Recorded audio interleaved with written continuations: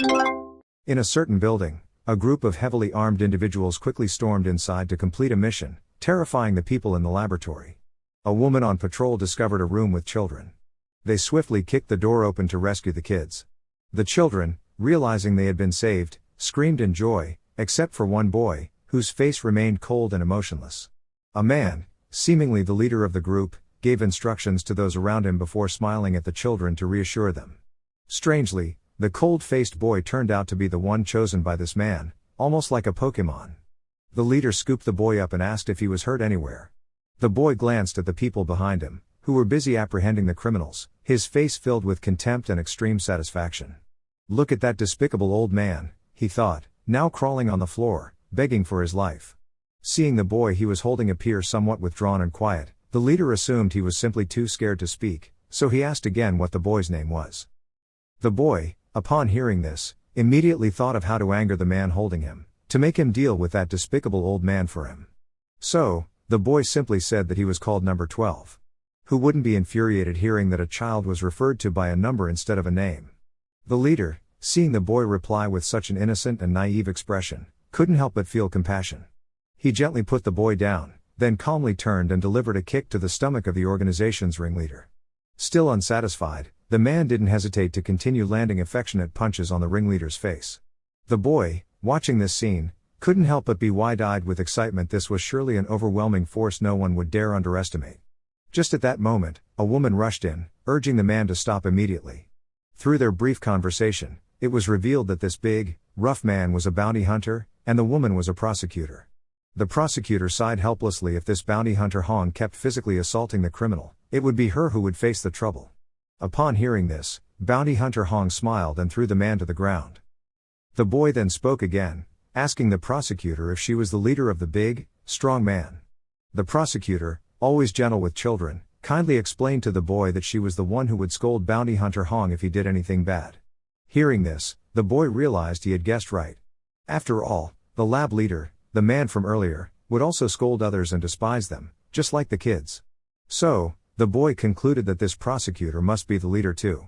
His words added fuel to the fire, making both bounty hunter Hong and the prosecutor increasingly annoyed with the man. The boy then asked whether the prosecutor was different from the bounty hunter.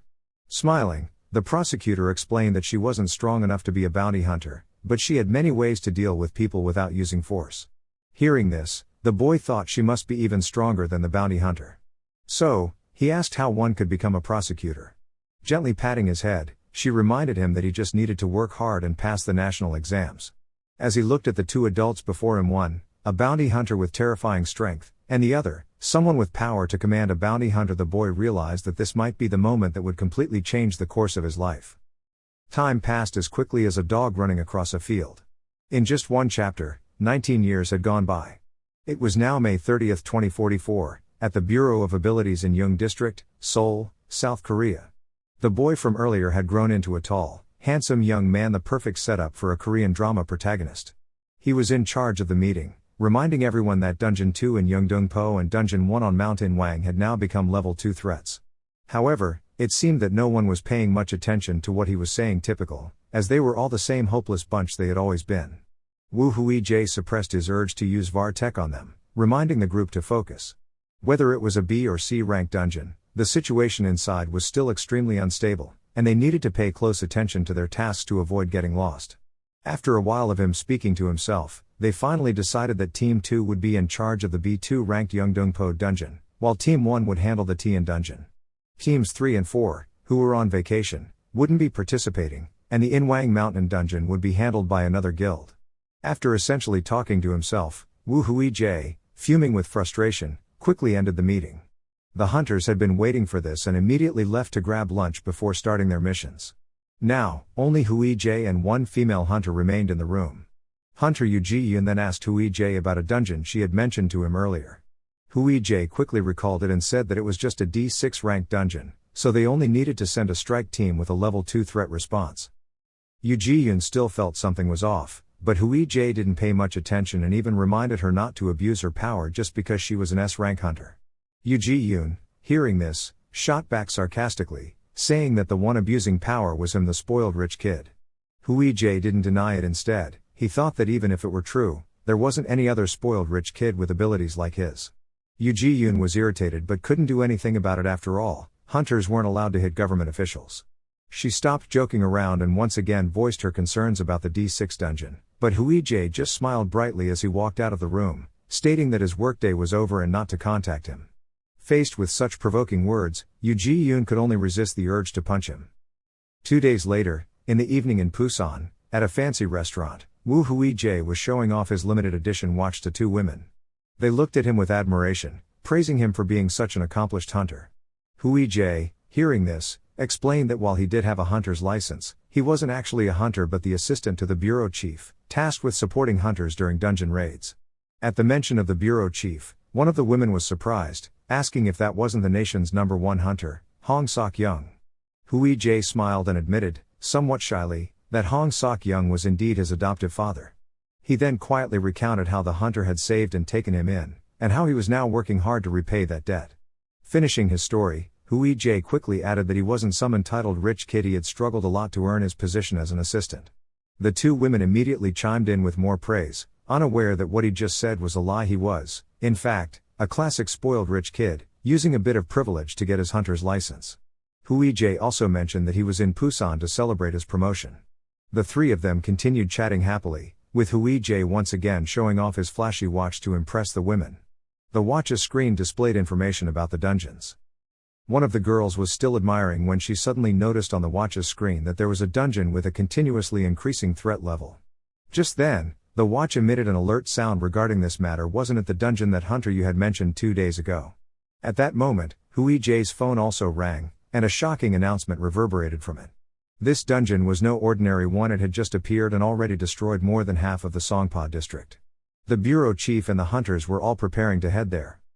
Hui-jae didn't dare to underestimate the situation anymore. He immediately called for a helicopter to prepare for the Songpa district. On the helicopter, Hui-jae thought to himself that the information he had just received was indeed hard to believe, but with Bureau Chief Hong there, he was sure everything would be resolved quickly once he arrived. Just as Hui-jae was wondering why his watch wasn't functioning, he heard the helicopter pilot scream in terror. Below them was a horde of terrifying monsters in various forms. At this moment, the Mana watch finally came back to life. It emitted loud alarm sounds, warning that all the dungeons in the country had collapsed. At that moment, information from the news station was broadcasted, announcing that the dungeon outbreak was occurring worldwide, not just in South Korea. The status of the hunters who had joined Bureau Chief Hong in the assault was still unknown. Upon hearing this, Hui-jae realized that the situation was serious. Up in the air, they were also at risk of being attacked by flying monsters, so it might be best to land and search for survivors. The pilot, feeling a bit hesitant, wanted to turn back, but Hui-jae had a bold personality and couldn't just retreat. He needed to search for survivors and quickly head toward the skill management company.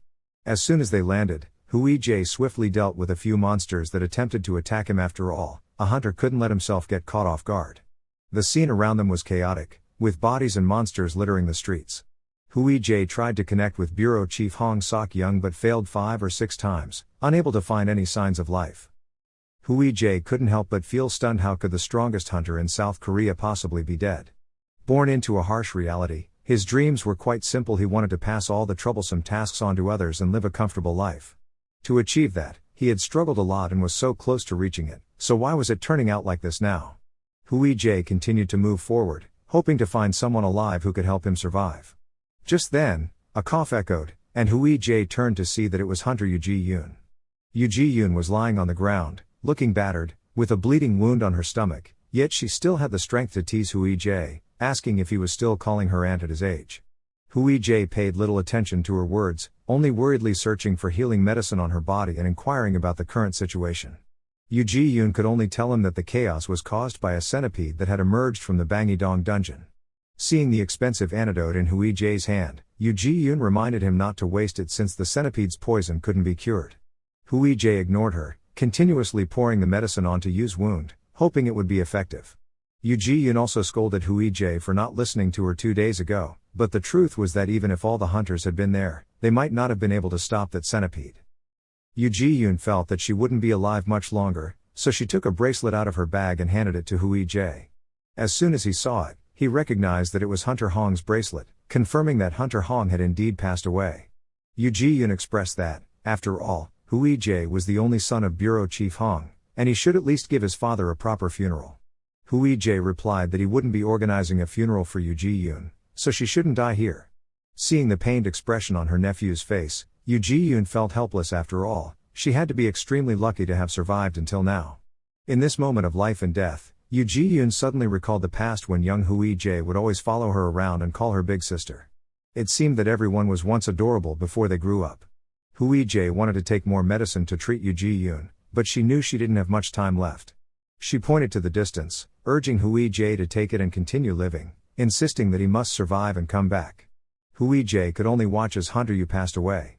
Desperate, he grasped his sword and continued forward, wondering how he could survive in a world that had crumbled. As he made his way toward the skill management company, he spotted the corpse of an enormous centipede on the ground. The strongest hunter had truly died, leaving nothing behind, only confusion. Hui-jae didn't know what to do next. Should he continue searching for survivors? But even if he found someone, what would he do afterward? He didn't even know if there were any survivors left at all. The more he thought about it, the more bitter he felt. Suddenly, the sword seemed to be imbued with power, and it glowed with light. Without hesitation, Hui-jae swung the sword and attacked the centipede. It seemed there would only be two scenarios: life or death. But at that moment, the enormous centipede's corpse suddenly vanished as if it had never existed. Hui-jae was stunned. Immediately, where the giant centipede had disappeared, a small box began to materialize, radiating a bright golden light. Picking it up, he noticed it resembled an alarm clock. At that moment, a voice suddenly emanated from the box, indicating that the item had been activated. Given the emergency situation, it continued to prompt the owner of the box to set the time. Hui-jae was bewildered by the sounds, as the proposal echoed repeatedly, yet he couldn't understand what it meant. Just then, the Manhwa watch emitted a loud warning sound. This time, it wasn't just another centipede. The monster was even more terrifying. Perhaps this was what had plunged South Korea and the entire world into an apocalypse. The voice from the watch continued to echo, reminding him that the chances of survival were now 0%. Although Hui-jae didn't comprehend everything, he understood that in order to have a chance at survival, he needed to use the box. At that moment, a terrifying monster emerged from the dungeon, and the Manhwa watch blared its alarm, signaling imminent danger. Sensing the overwhelming energy from the creature, Hui-jae had no time to waste. He shouted, commanding the clock in his hand to reset the time and get him out of there quickly. Instantly, the clock confirmed the command and transported Hui-jae to a random time point. After that, amidst the chaotic sounds from all around, Hui-jae woke up. In front of him were several people who looked like students, surrounding him and asking various questions. Hui-jae was stunned, looking around. It had been a long time since he had seen so many living people, and besides, hadn't the entire world been destroyed? Where was he? Moreover, these students were wearing the old uniforms of the Hunter Academy. As Hui-jae glanced at the name tag of the woman in front of him, which read Yu Hae-yoon, and looked at the old computers and the calendar hanging on the wall, he finally realized had he truly gone back to the past. Another student appeared, acting a bit cheeky, named Yun Wook. Ignoring his nonsensical chatter, Hui-jae immediately ran to the window and saw a herd of black bulls below. Today was April 5, 2024, in Myeongdong, Seoul, the day when only 5 out of the 46 people in this building would survive. Hui-jae was lost in thought, recalling everything. The last image before he lost consciousness was the corpses of monsters and human bodies littering the highway, all dead, along with the suspicious appearance of the watch when the giant centipede vanished. Had he really gone back to the past?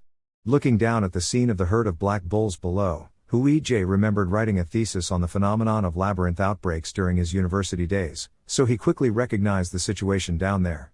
Before the magical detection devices were developed, dungeons were managed manually. Although Seoul was well controlled, labyrinths could erupt at any time. This time, the management council didn't want to overlook a superb S-rank dungeon, so they reported it as B rank. Even when the outbreak harmed many people, the higher-ups acted slowly, forcing the students in the area to train as hunters to protect the residents. However, how could these fledgling students handle a labyrinth outbreak? In the end, only 2 students and 3 civilians survived. This incident posed a significant obstacle to the newly established Hunter Academy but also opened up many beneficial regulations for future hunters. Given Hui-jae's experience, he felt very confident in this situation, but the students beside him did not. He then asked the students how long it had been since the labyrinth outbreak. Seeing that they didn't understand what he was saying, he reprimanded them and asked again. One girl spoke up, saying it was about 4 hours ago. Hui-jae continued to press for a specific number, and upon hearing Yoo-hae-yoon respond with 3 hours and 50 minutes ago, he was satisfied and asked about the situation outside. After hearing that people outside were gathering forces to kill the boss monster, Hui-jae recalled that the director was also in this attacking team. Later, he always distanced himself because he didn't pay attention to his students, letting them die off here. But Hui-jae thought to himself that he would not let that happen again. Yoon-wook then pointed at Hui-jae, questioning his background. After all, they couldn't easily trust someone they had never met before. Yoon-wook wanted him to show his hunter license for verification. Hui-jae replied that he had lost it, but in reality, he just didn't want to scare the kids. His license was issued in 2031, which meant he currently had no identification to perform any work. To prove to the kids that he was a top-tier hunter, Hui-jae sighed and drew his sword, swinging it in a way that made everyone stop doubting him. The students felt more at ease. Looking into the distance, Hui-jae suddenly noticed that Lee Seung-yeon, the heir of the Daein group, was also there, sitting leisurely in the distance. Hui-jae remembered that after this person's death, the Daein group had played a significant role in sustaining the Hunter Academy, establishing the Supernatural Management Agency, and recommending Hunter Hong for the branch director position. An idea immediately struck Hui-jae: wouldn't it be enough to become the hero who saved the heir? No one would dare to say anything against him then. Hui-jae smiled and expressed that he had a plan to get them out of there, but first, they needed to reach the main building. Just then, an old man, whose origins were unknown, suddenly shouted in opposition, claiming that the distance to the main building was too far. Hui-jae felt irritated. Wasn't this one of the survivors? It seemed he had even given an interview, saying that he had survived because he didn't listen to the students. Hui-jae told him to shut up, explaining that he wasn't even sure he could escape himself, but he couldn't just let the kids be in such danger, which was why he was helping. The students expressed their willingness to follow Hui-jae, and he added that anyone who didn't want to come could stay behind. He wouldn't stop them. Ignoring the old man's ramblings, Hui-jae asked someone familiar with the Myeongdong area to draw a map for him. Everyone gathered around to hear Hui-jae outline his plan. After the boss raid, the herd of black bulls would likely have moved up into the mountains, following the boss to Namsan Mountain, leaving only the stragglers on the path. There was also an outer defensive line to prevent monsters from moving to other areas, and the main building was the command center, so as long as they got close to it, they would be safe. Another person suddenly suggested that they could just stay put and wait for the boss to be defeated. Hui-jae shook his head. The black bulls functioned as a unit under the boss's command. If the boss disappeared, the remaining bulls would surely panic and attack everything in sight. Everyone nodded, understanding his point. Hui-jae continued to ask if anyone there knew how to use the ancient language, then asked them to mark the ancient script on everyone's foreheads. This script could suppress their mana, but it couldn't hide the spells they cast to activate it. They only needed to touch their hands and channel mana into it. When it came time for the Prince Lee Seung-yeon, Hui-jae deliberately weakened the ancient script on the boy's forehead a little, to facilitate his hero moment of saving the prince. Once everything was set, Hui-jae reiterated the plan. He would lure the herd of black bulls away from the area, and everyone would take the opportunity to run toward the main building. After giving the reminders, Hui-jae immediately jumped down. The herd of black bulls, sensing the mana, charged toward Hui-jae, wanting to tear him apart. Once the monsters had all chased after Hui-jae, the people in the building slowly stepped down. The students chatted amongst themselves, feeling that the man from before truly had a good understanding of the boss in the maze.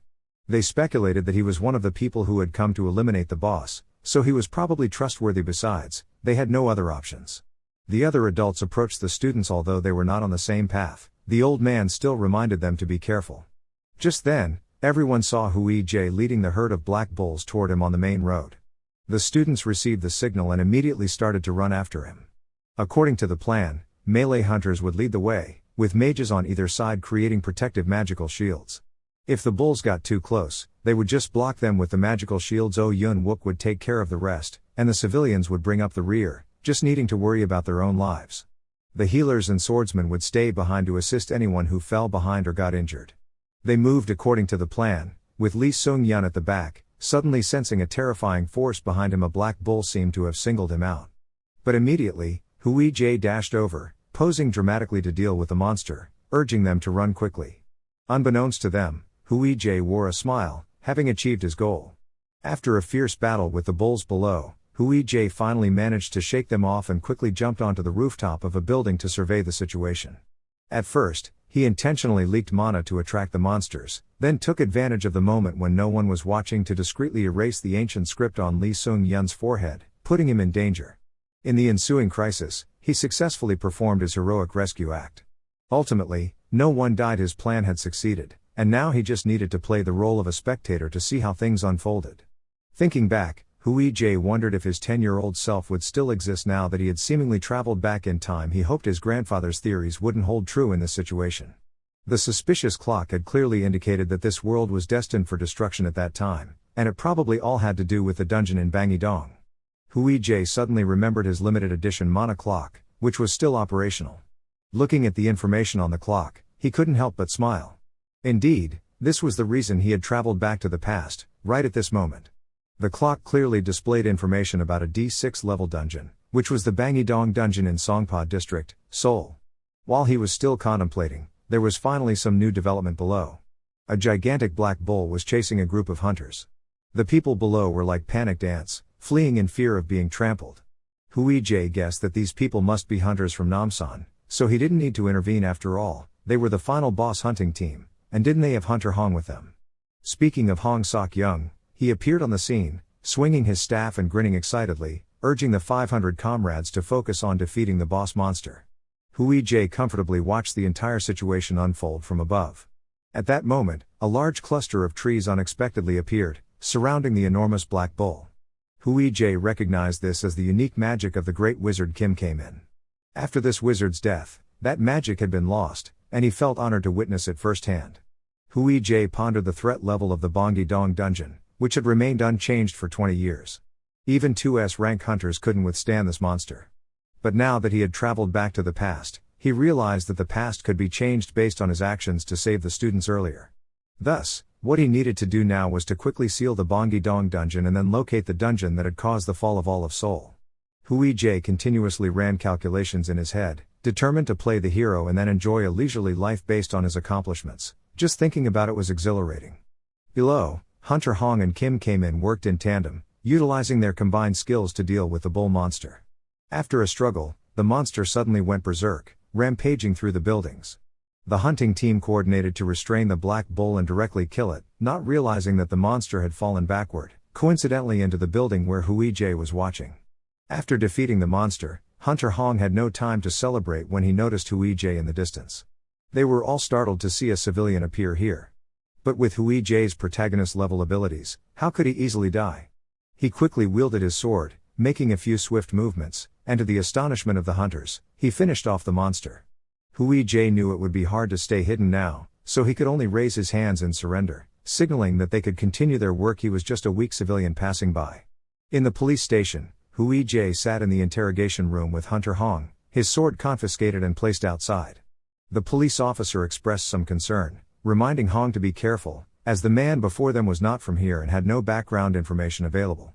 Hui-J sat handcuffed, facing Hong in silence, and the atmosphere was tense for a moment.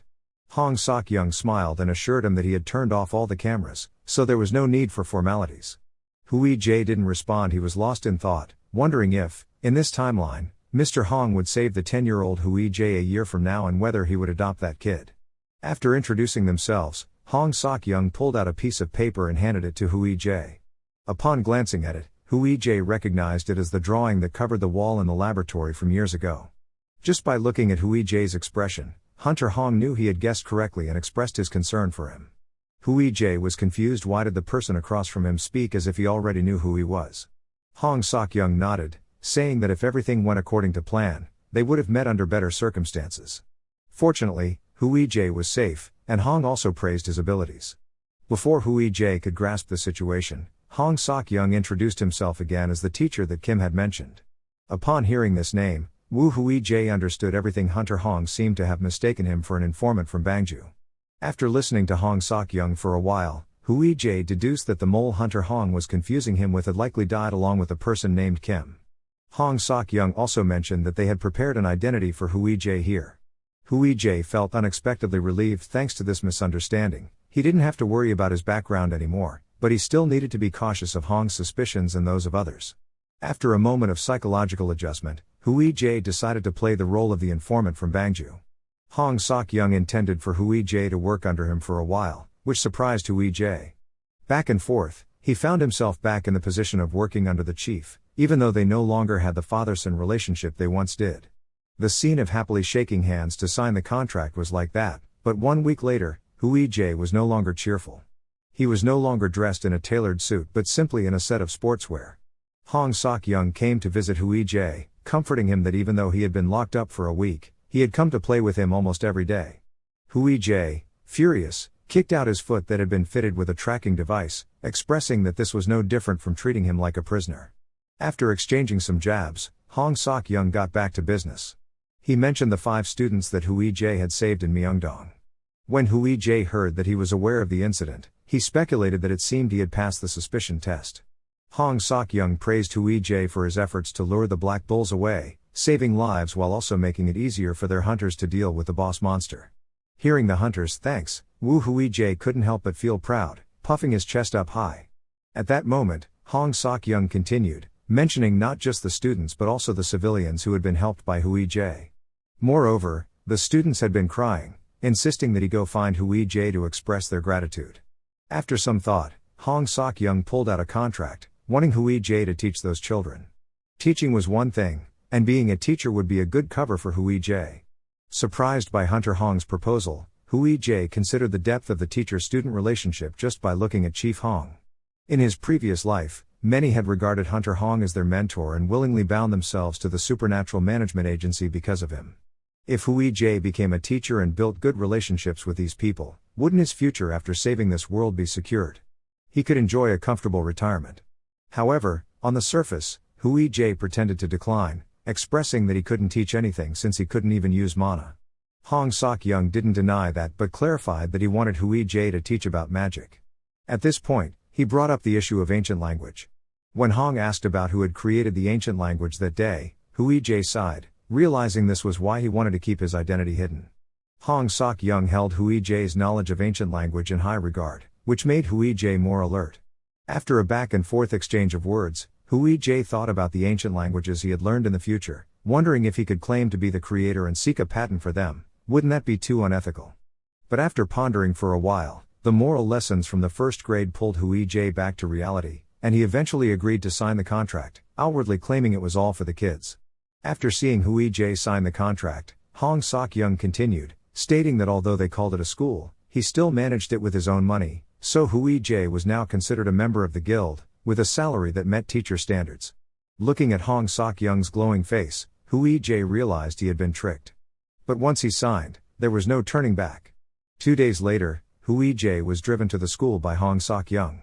On the way, Hunter Hong mentioned Hui-jae's sword, expressing admiration for such a good weapon that even recognized its owner, causing many to end up in the hospital. However, only Hui-jae knew that the sword actually hated him. It probably accepted him because it knew Yu Ji-yoon had gifted it to him. Hunter Hong declared that he wouldn't return the sword to Hui-jae, and upon hearing that, Hui-jae wasn't surprised. Even if it were returned, he couldn't use it anyway since he was mana depleted. Hong Sok-young explained the school's rules, stating that no one was allowed to carry dangerous weapons around the school, but Hui-jae knew it was just a precaution against him causing trouble. After a bit of banter, they arrived at the school. Hui-jae stepped out of the car, astonished to see the massive school in front of him.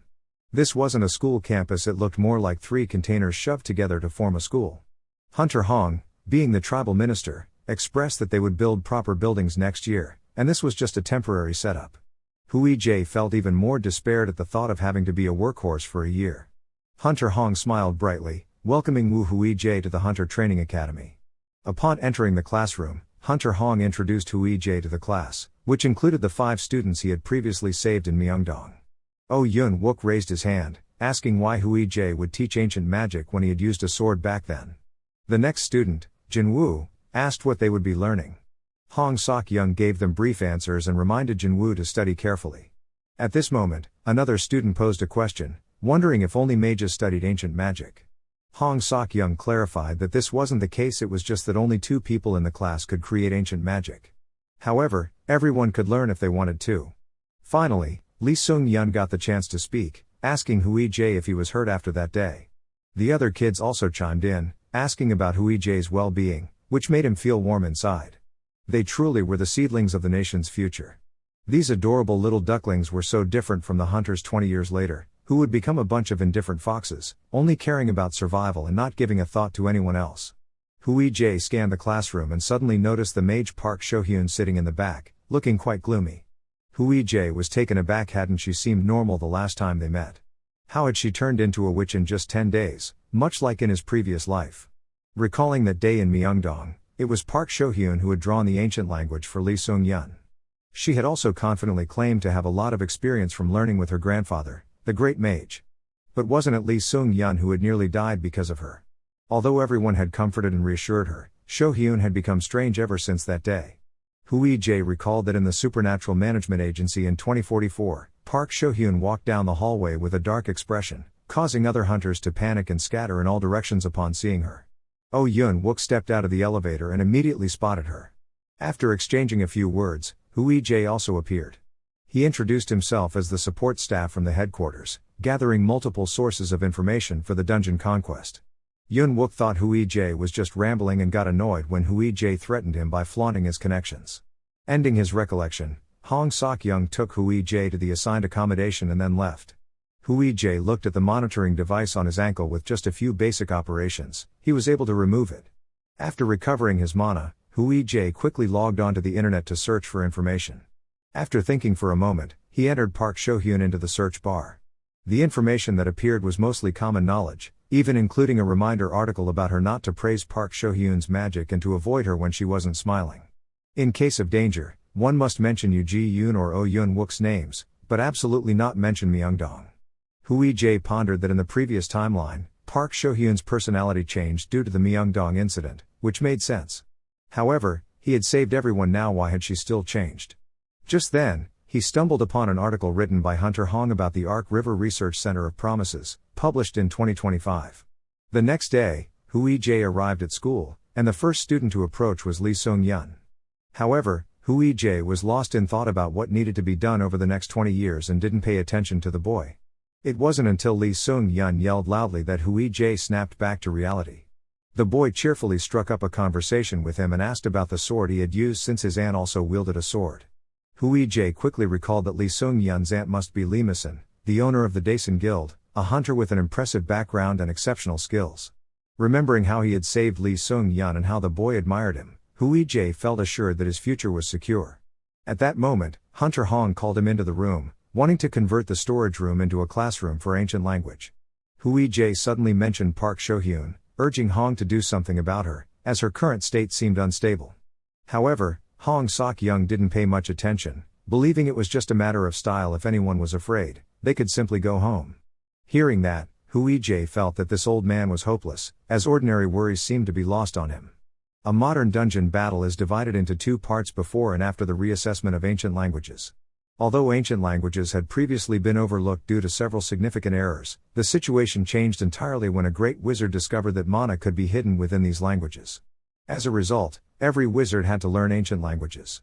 By the 2040s, it became common knowledge everyone could draw ancient characters, and even mana pens were created.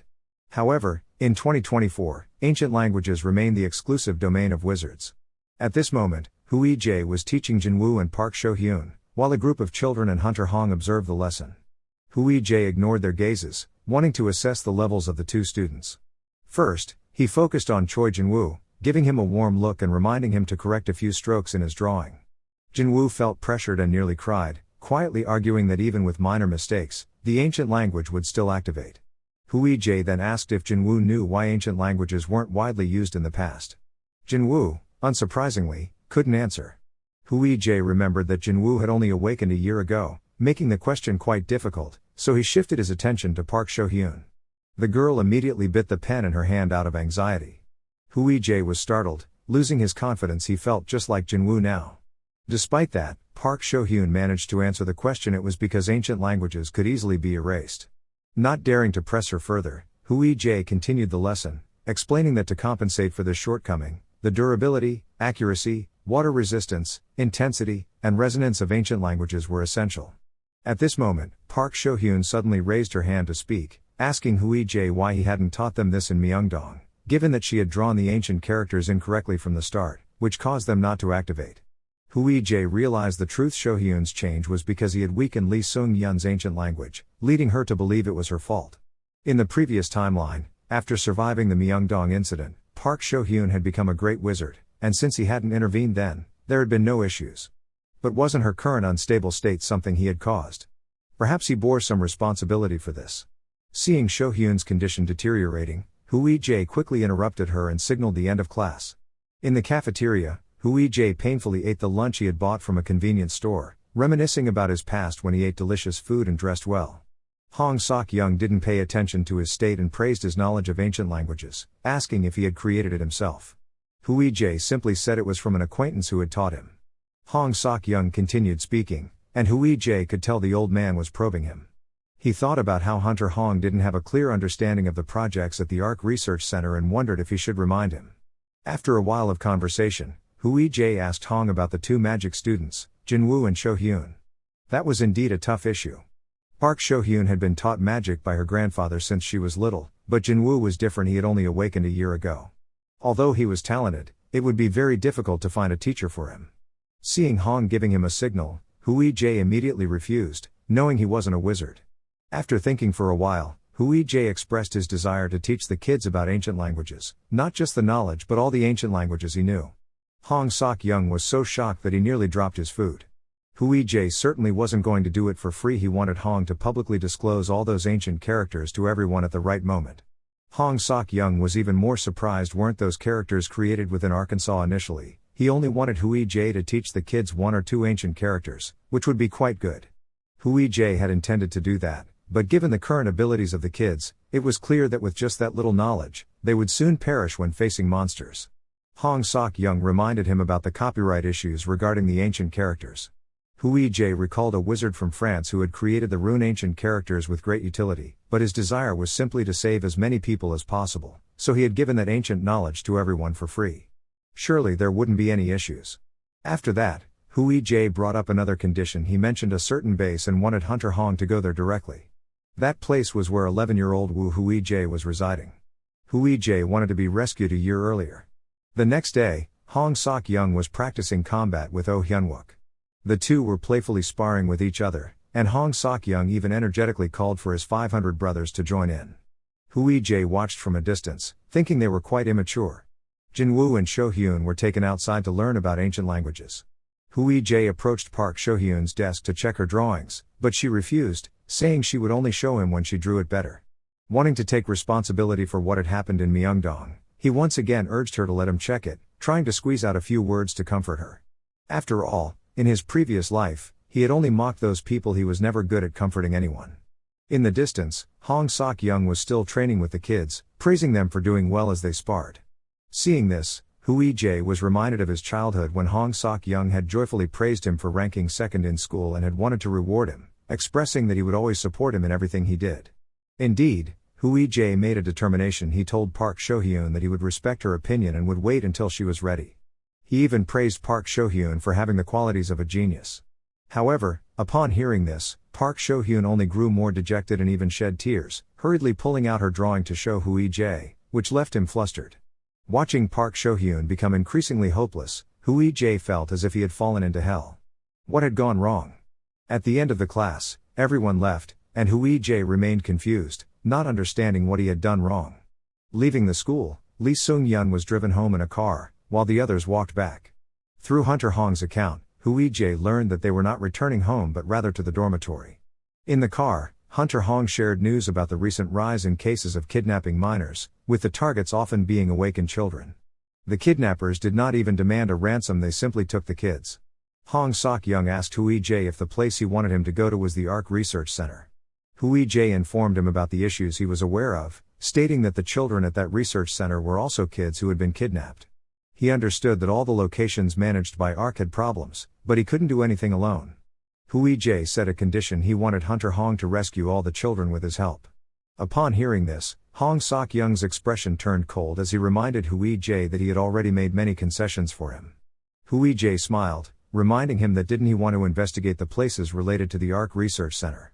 Hong Sok-young expressed that his search team already had enough members. Hui-jae remained undeterred, believing that their group must be lacking someone capable of breaching the security of that research center. Hui-jae couldn't even understand himself. How was he willing to risk his own life to save those kids? After pretending to be sorrowful for a while, Hong Sok-young finally compromised with him. Hui-jae looked up at the sky outside. Indeed, No matter how bright the sunlight was, it couldn't save Park Sho-hyun. Luckily, the boy Lee Sung-yun, like a sun god, had arrived in class and improved the atmosphere after a noticeable loss. Lee Sung-yun introduced a new classmate, a swordswoman named Soon Soonjin, and then curiously glanced at the mage Jin-woo and Park Sho-hyun, the only two in class who weren't taking a lunch break. Lee Sung-yun still hoped to see Hui-jae's super powerful sword, but Hui-jae immediately declined, citing that Principal Hong had not allowed him to bring his sword to school. Speaking of the sword, Hui-jae suddenly realized a troubling issue. If there was still a 10-year-old Wu Hui-jae here, then there must also be a sword belonging to Yu Ji-yoon. If two similar swords existed simultaneously, he would need to find it quickly. Just then, a luxury car appeared in the schoolyard, and a woman emerged from it. Hui-jae stepped outside and was taken aback. Why was Grand Mage Kim came in here, especially looking as if she were on vacation?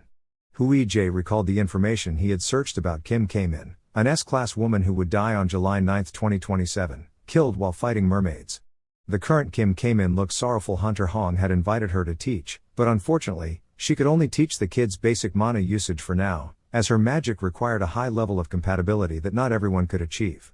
Kim came-in glanced at Park Sho-hyun, who was sullenly practicing her drawing. This student might be good, considering she already knew all the basic knowledge. Hong Sok-young thought Park Sho-hyun still lacked experience. Kim came-in wanted to continue asking about the arc issue, but she was astonished to see Hui-jae on the podium. Wasn't he the boy from the roof during the fight against the Black Bulls? Hui-jae smiled respectfully at her and proactively introduced himself. After all, meeting a grand mage like Kim came-in was indeed a great honor. Once Kim came-in learned that Hui-jae taught about ancient languages, she found it somewhat difficult to speak. Hui-jae quickly understood. After all, at this moment, most mages still regarded ancient languages as useless trash. Seeing through her unease, Kim came-in felt a bit flustered, but Hui-jae didn't hold it against her. After all, actions spoke louder than words. Hui-jae took everyone outside, wanting to test Choi Jin-woo's and Park Sho-hyun's knowledge of ancient languages. Jin-woo's work still had a few minor mistakes, while Park Sho-hyun, on the other hand, did exceptionally well as always, and Hui-jae didn't forget to praise her. Kim came-in looked at the strange script on the paper, unable to understand it. Hui-jae, not paying attention, wanted his two students to directly activate the ancient language drawings they had practiced over time. Jin-woo placed his hand on his drawing to activate the ancient script, and immediately a massive fire burst forth, leaving Kim came-in stunned. Next was Park Sho-hyun. Her drawing directly created a widespread rain, and the two combined their powers to extinguish the fire. Came-in was amazed by the scene. Clearly, both Park Sho-hyun and Choi Jin-woo were using magic, but she couldn't feel any mana from them. How could that be? Hui-jae praised the two kids, saying they had done very well. Even a grand mage couldn't detect their mana. Kim came-in finally understood the purpose of the ancient language that concealed mana. She stared at the drawing in disbelief.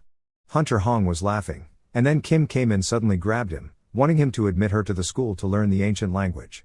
At first, Hong Sok-young didn't understand, but upon hearing that came-in would work for free for him, he immediately agreed. Kim came-in smiled and bowed to Hui-jae, making it impossible for him to refuse.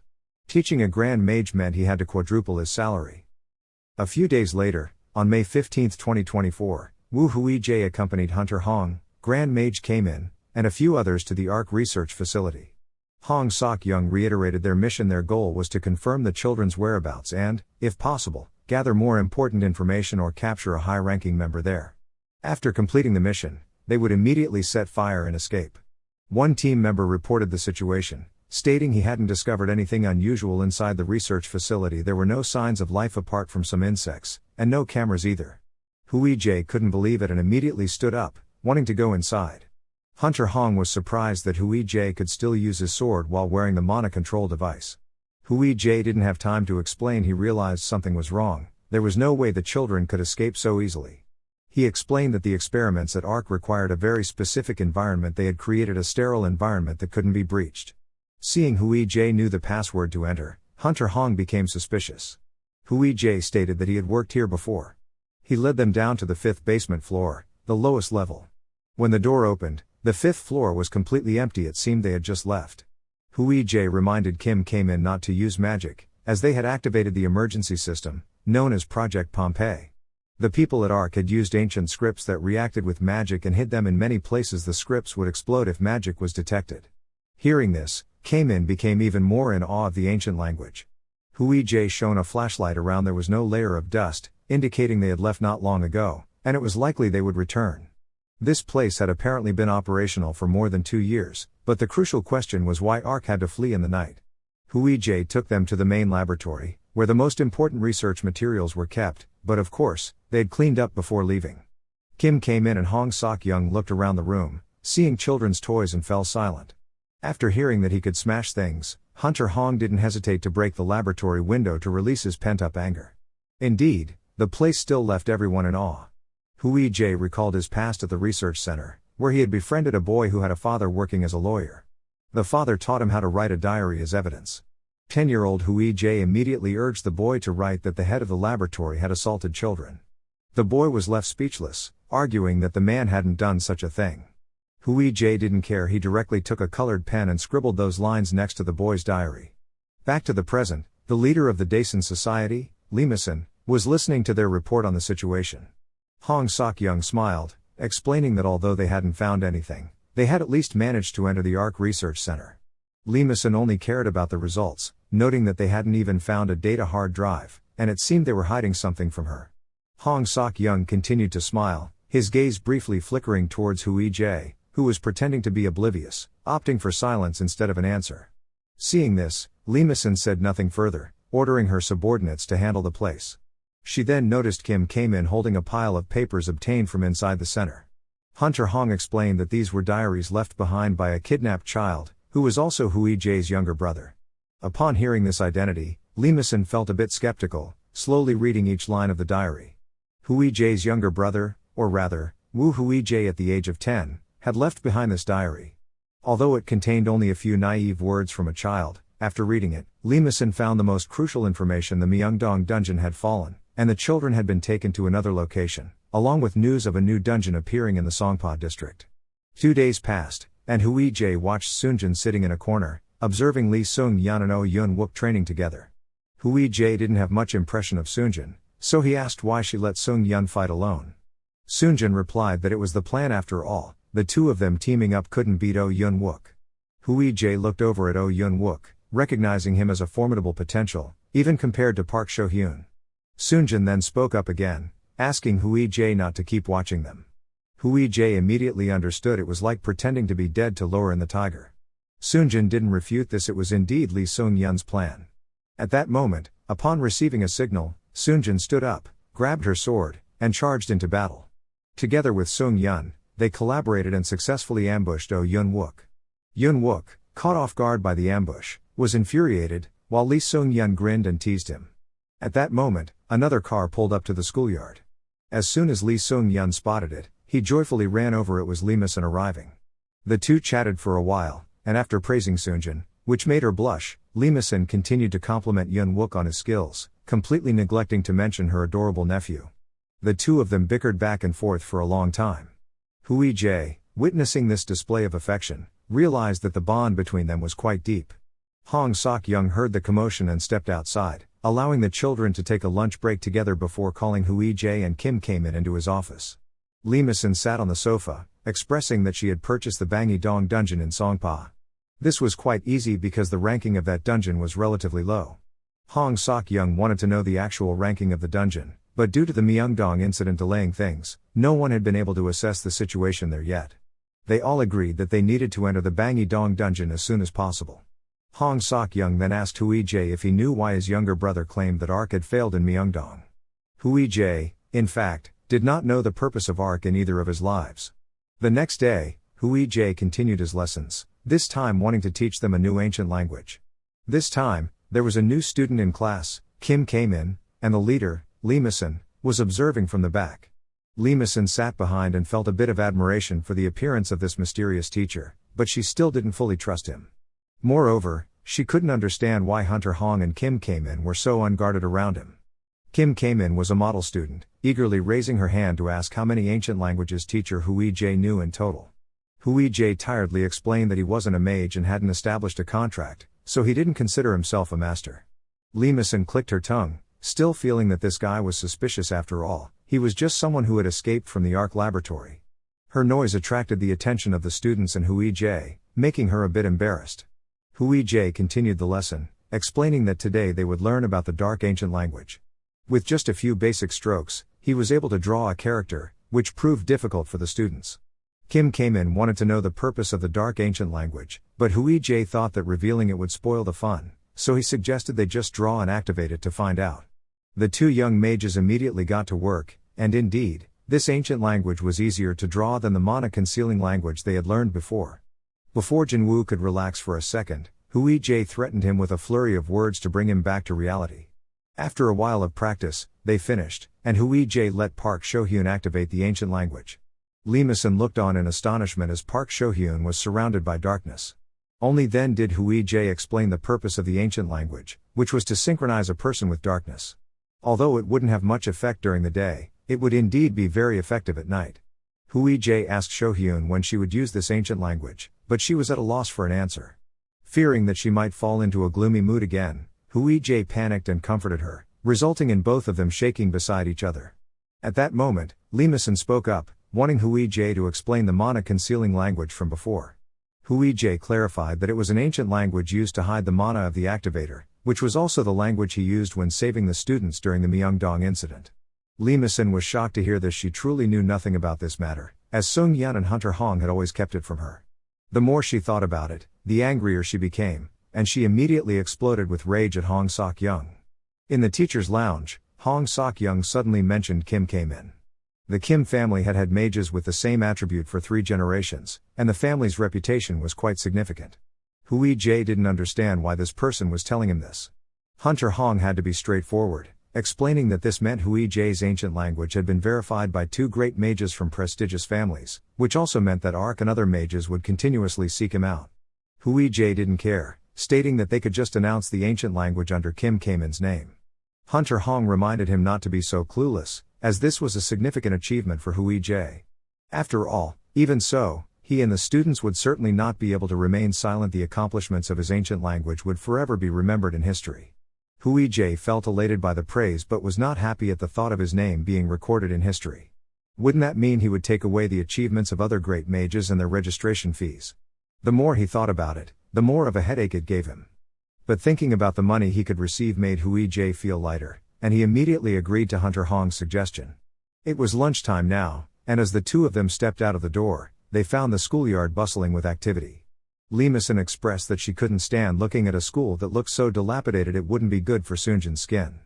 Lee Sung-yeon, hearing this, pointed to himself, wanting some pampering. However, Lee Mason acted as if she didn't know the boy at all. Truly, it was a touching display of aunt-nephew love. Lee Mason explained to Hui Jae that she had set up a space node to transport goods here, a product that wasn't yet on the market. If he needed anything, he could contact her. Hui Jae smiled and declined, since he already had one. In fact, it was a wallet that could hold the world. At that moment, Lee Mason raised her hand, wanting to make a formal introduction. She whispered to him that from now on, she would also sponsor Young Woo. Hearing this, Hui Jae smiled and shook hands with the suspicious leader. Finally, he had earned the trust of Lee Mason. In the classroom, Lee Sung-yeon and Soonjin approached Hui Jae to ask if his main weapon was a sword. Hui Jae was about to answer no, but he suddenly remembered that if he revealed he used a spear, they would realize he had the same movement style as Hong Sok-young. Therefore, Hui Jae decided to keep this a secret and remained silent, letting the 2 kids think they were correct. Hearing this, Sung-yeon's eyes lit up, and she wanted Hui Jae to teach them swordsmanship. Hui Jae was flustered and suggested it would be more appropriate for them to learn from Hunter Hong. Lee Sung-yeon replied that after all, Principal Hong used a spear, not a sword, and he had specifically told them to seek out Hui Jae for practice, which made him furious. Hong Sok-young, being interrogated, smiled confidently and admitted that was indeed the case. After all, with Hui Jae and a few others here, he didn't need to be present at school all the time. Hui Jae suggested that he recruit a few more teachers, but Hong Sok-young believed they couldn't trust outsiders. Hui Jae didn't understand. Compared to others, he was the one who resembled an outsider the most. Why did this man trust him? Hong Sok-young explained that he could tell Hui Jae was trustworthy just by looking into his eyes. After hearing this, Hui Jae thought the old man was quite deluded. As Hong Sok-young prepared his things to go on a mission, he assigned tasks to Hui Jae, stating that all he needed to do was spar with them for practice. Principal Hong even offered a special reward to anyone who could hit Hui Jae on the head. Upon hearing this, Hui Jae genuinely wanted to give him a good beating. Hui Jae suddenly remembered that there was also Yoo Hae-yoon in school. Where had she gone? Hong Sok-young expressed that he had taken her to Kim Kaemin for practice since healers and mages had many similarities.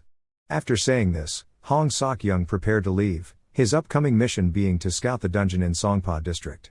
Hui Jae expressed his desire to accompany him, but Hong Sok-young merely stated that since they didn't know what Ark had done to that dungeon, it was better for Hui Jae to stay and take care of the kids. Hui Jae sighed in resignation. The next day, outside the school, Hui Jae was astonished to see a coffee truck parked in front of the school. The power of capitalism was indeed overwhelming. Hui Jae called for the students to gather in the schoolyard and ordered them to fight each other. The last one standing would be the strongest. The kids smiled at this, thinking that Hui Jae was acting out a survival-themed role. Hui Jae seriously asked them if they had ever truly entered a dungeon. Upon hearing this, the kids realized their teacher wasn't joking after all. At that moment, a boy raised his hand. It was Seo Hansong, who had previously entered a dungeon.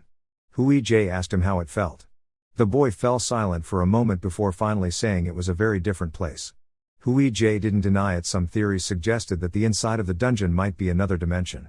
Remembering what Aunt Yu Ji-yoon had told him, Hui Jae reminded these kids not to take their humanity too seriously. When entering a dungeon, they needed to act on instinct. After all, Principal Hong had always prohibited real combat.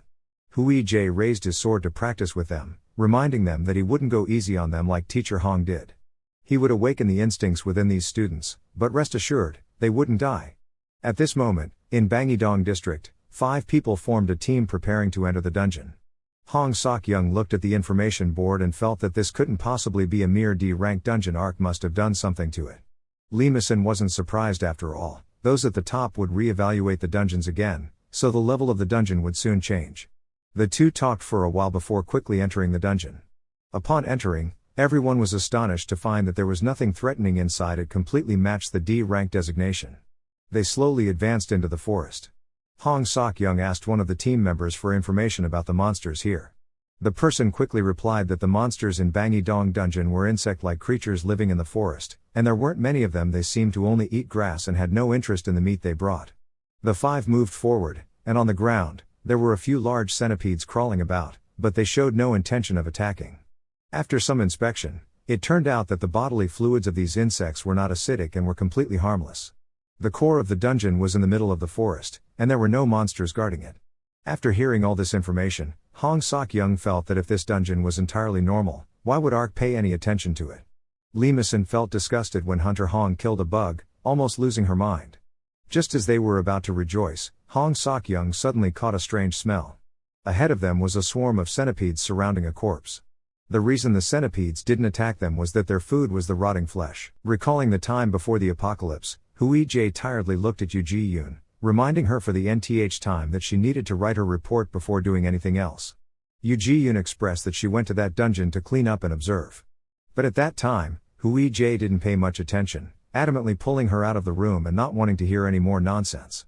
Hui Jae suddenly woke up, realizing that it had just been a dream. Sitting on his bed, he remembered that moment and couldn't help but grip the blanket tightly. Why hadn't Yu Ji-yoon done it in secret? Why did someone who never listened need his permission? But the past could not be changed. What he needed to do now was get out of bed to teach. Outside in the yard, a student voiced their opinion, asking Hui Jae to call Principal Hong and ask him to come back soon. Hui Jae replied that he didn't have the principal's number and had no idea what he had been doing for the past 4 days. The kids had been happily training with Hui Jae and were now sprawled out on the ground, eager for Principal Hong Sok-young to return. They were blinded by the reward from Teacher Hong and thought they could actually hit Hui Jae on the head.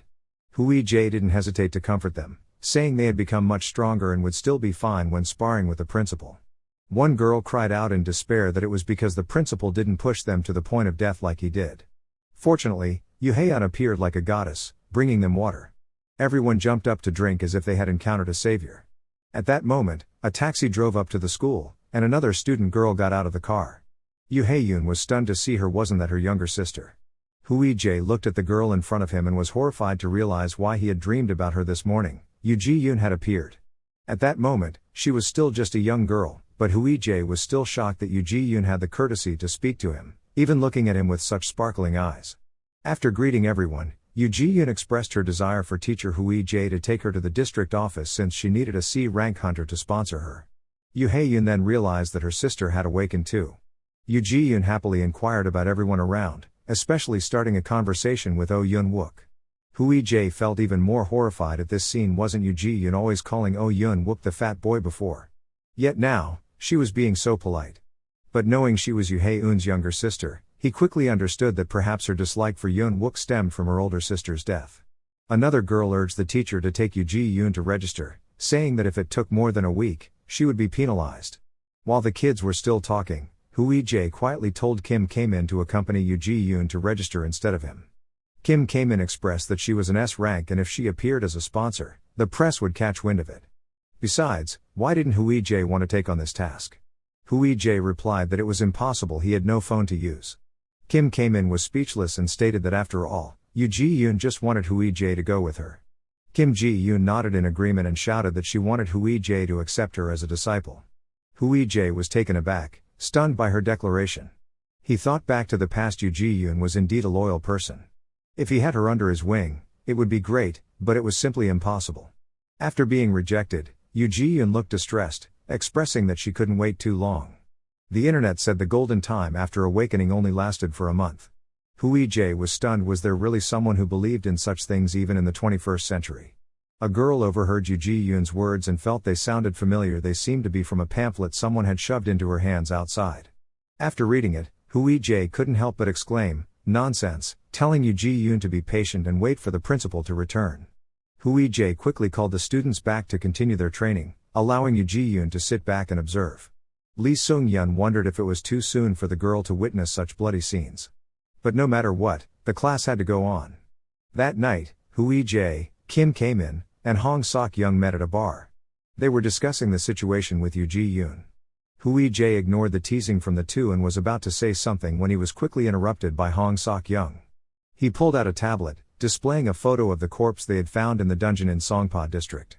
Hunter Hong asked Hui Jae if he recognized the man in the picture. Hui Jae looked for a while and shook his head, truly unaware of who it was. But Hong Sok-young coldly asked again, did he really not know who this person was? Wasn't it Kim who had sacrificed himself for him to escape Arkansas? Hong Sok-young's face turned grim, asking Hui Jae who exactly this person was. Hong Sok-young looked at Hui Jae, wanting him to give a satisfactory answer. Faced with Hunter Hong's sharp words, Hui Jae merely smiled coldly. He thought to himself, you think you can trap me? Don't even dream about it. Hui Jae replied softly, isn't Kim a girl? Don't confuse her with some nameless person. From the moment he decided to take on the identity of a fugitive from Ark, Hui Jae wasn't foolish enough to live carelessly. He quickly gathered information about someone named Kim. The system revealed 3 people with that name. One was abroad, another had died while stopping an outbreak in the Gyeongsang-do dungeon, and finally, there was Kim Yoo-won, the girl who went missing after becoming an undercover agent in Ark and was the one in contact with Hong Sok-young from the beginning. After eliminating the threat, Hui Jae continued to ask about the identity of the corpse. He wondered if Mr. Hong had killed someone just to test him. Hong Sok-young then relaxed and revealed the truth about the origins of the corpse. It was something they found in the dungeon in Songpa district. Their superiors had always arranged for someone to guard the dungeon, but they didn't know why a corpse appeared there. Hong Sok-young handed Hui Jae another photo, which showed a strange ancient symbol. Hui Jae understood that Hong Sok-young was trying to test him using Kim to see if he would help. Kim Kae-min, who had been silent until now, finally spoke up, slurring her words due to having drunk too much beer. Knowing that Hui Jae was from Ark, she understood what they were discussing. Hui Jae was extremely annoyed with these people and explained the whole situation on behalf of Mr. Hong.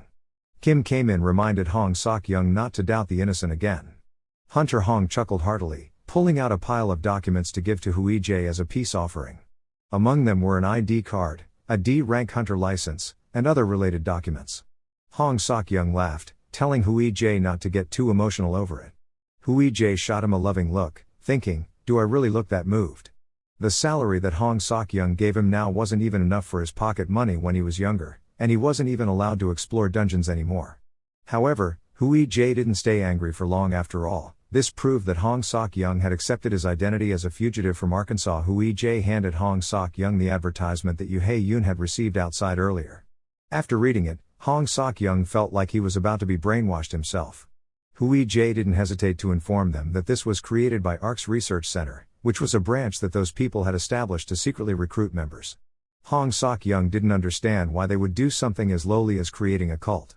Hui Jae replied that it was to gather more people, making recruitment easier, or perhaps, they wanted to find potential test subjects. After all, one of ARC's goals was to create a method for artificial awakening. Hong Sok-young and Kim K-min were shocked. They had never expected this.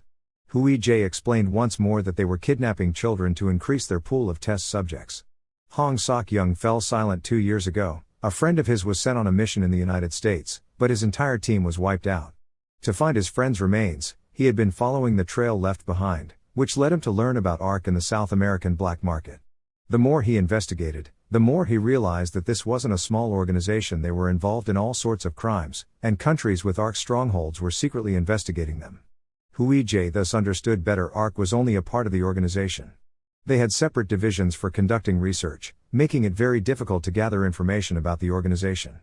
Kim K-min asked Hui Jae if he knew what the ancient symbols in the photo meant. He admitted he had never seen them before. After all, he had only learned the ancient scripts he needed for his use. But in the end, Hui Jae expressed that he would find out what their function was. The next day at school, by noon, Kim K-min continued to supply food for the kids. The students saw the food and rushed at it like zombies seeing a person, immediately scrambling to get their share.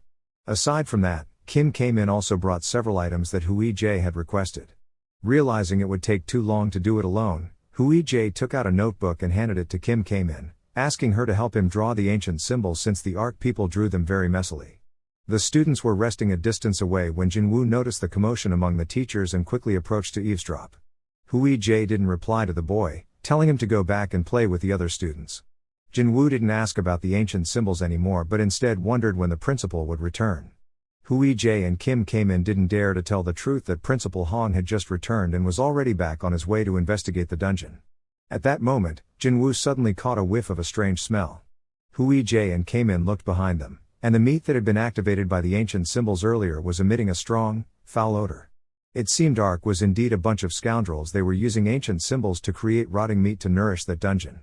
A little piece of the past. When Hui Jae was still a teenager, he had a conversation with Hong Sok-young, asking him whether he should get a hunter's license. Hunter Hong was quite surprised. Wasn't Hui Jae not interested in becoming a hunter? Suddenly, he became anxious, fearing that someone at school was bullying his little boy. Hui Jae reassured him that everything was normal at school. He was just thinking about the fact that there were too many people wanting to take civil service exams. He wondered if having a hunter's license would give him extra points. Hong Sok-young wasn't sure about that, but he encouraged Hui Jae to take the exam, hoping he could achieve the highest S rank. Hui Jae, on the other hand, didn't have such ambitions. He only wanted to get a D rank license.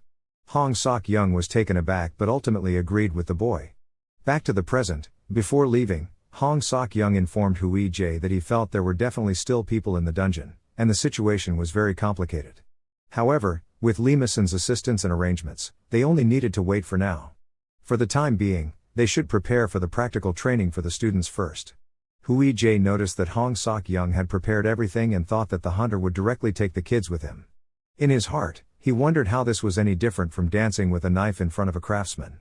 Hearing this, Hong Sok-young expressed that he wouldn't go, and instead, Hui Jae would be the one to take on the mission. Hui Jae felt helpless. Couldn't he at least get a raise? Hong Sok-young explained that running a school required a lot of money, mainly to pay the risk fees to construction companies. Hui Jae was at a loss for words. Wouldn't it be faster if Mr. Hong directly took action?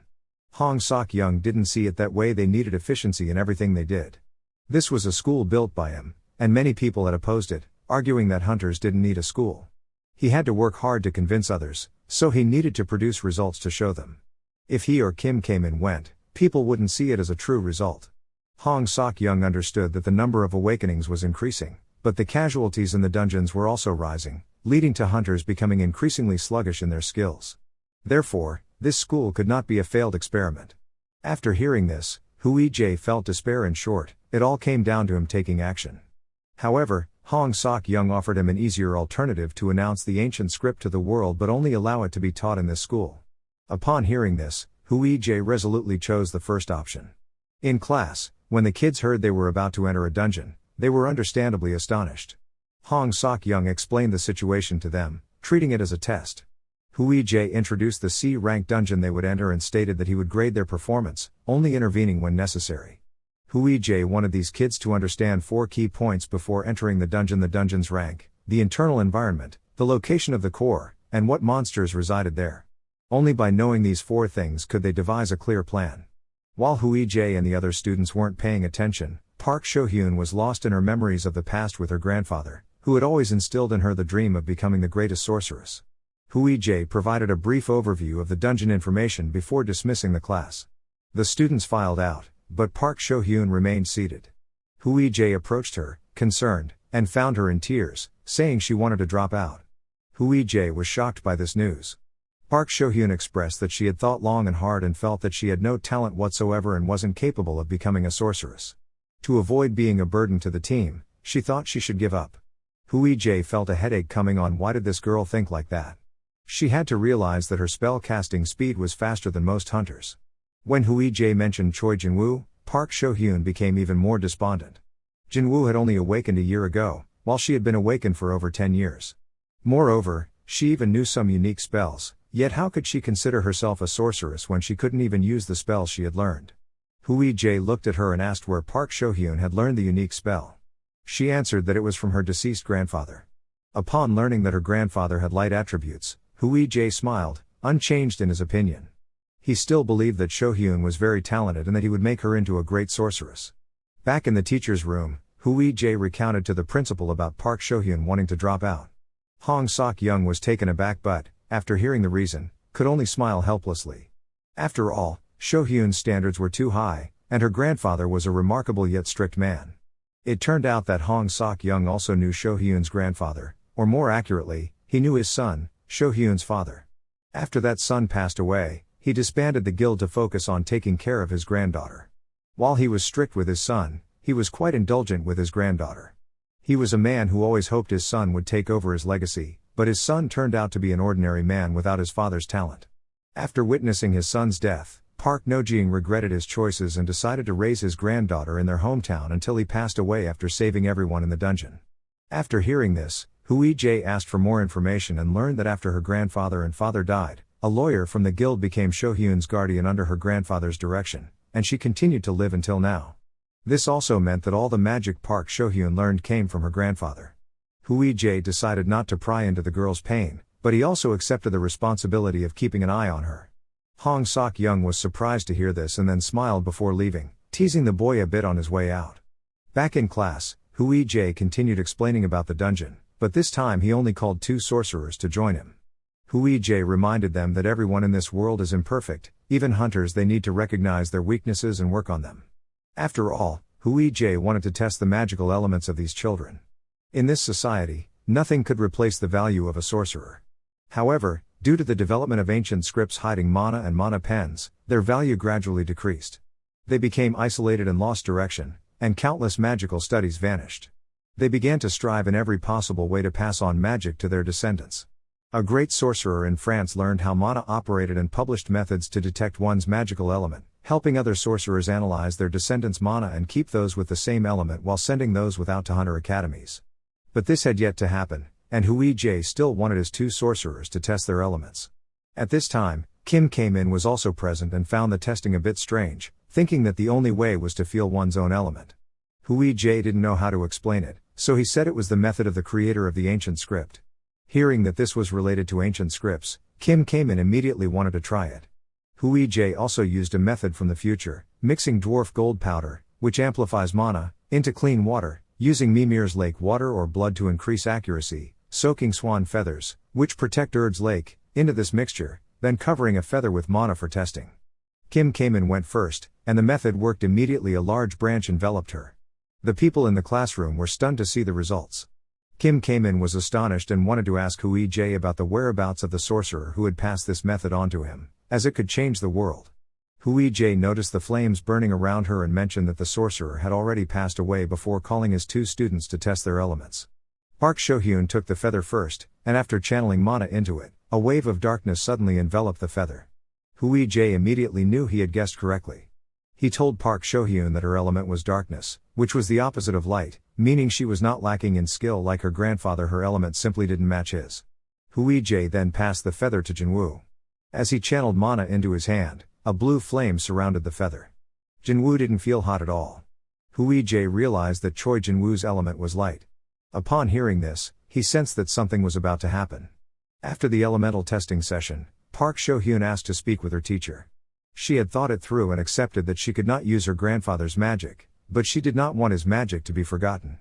Therefore, she wanted to become Jinwoo's teacher and pass on her grandfather's magic to him. Huijie was taken aback. Shohyun's solution was actually incredibly perfect, but emotionally, few would willingly choose such a path.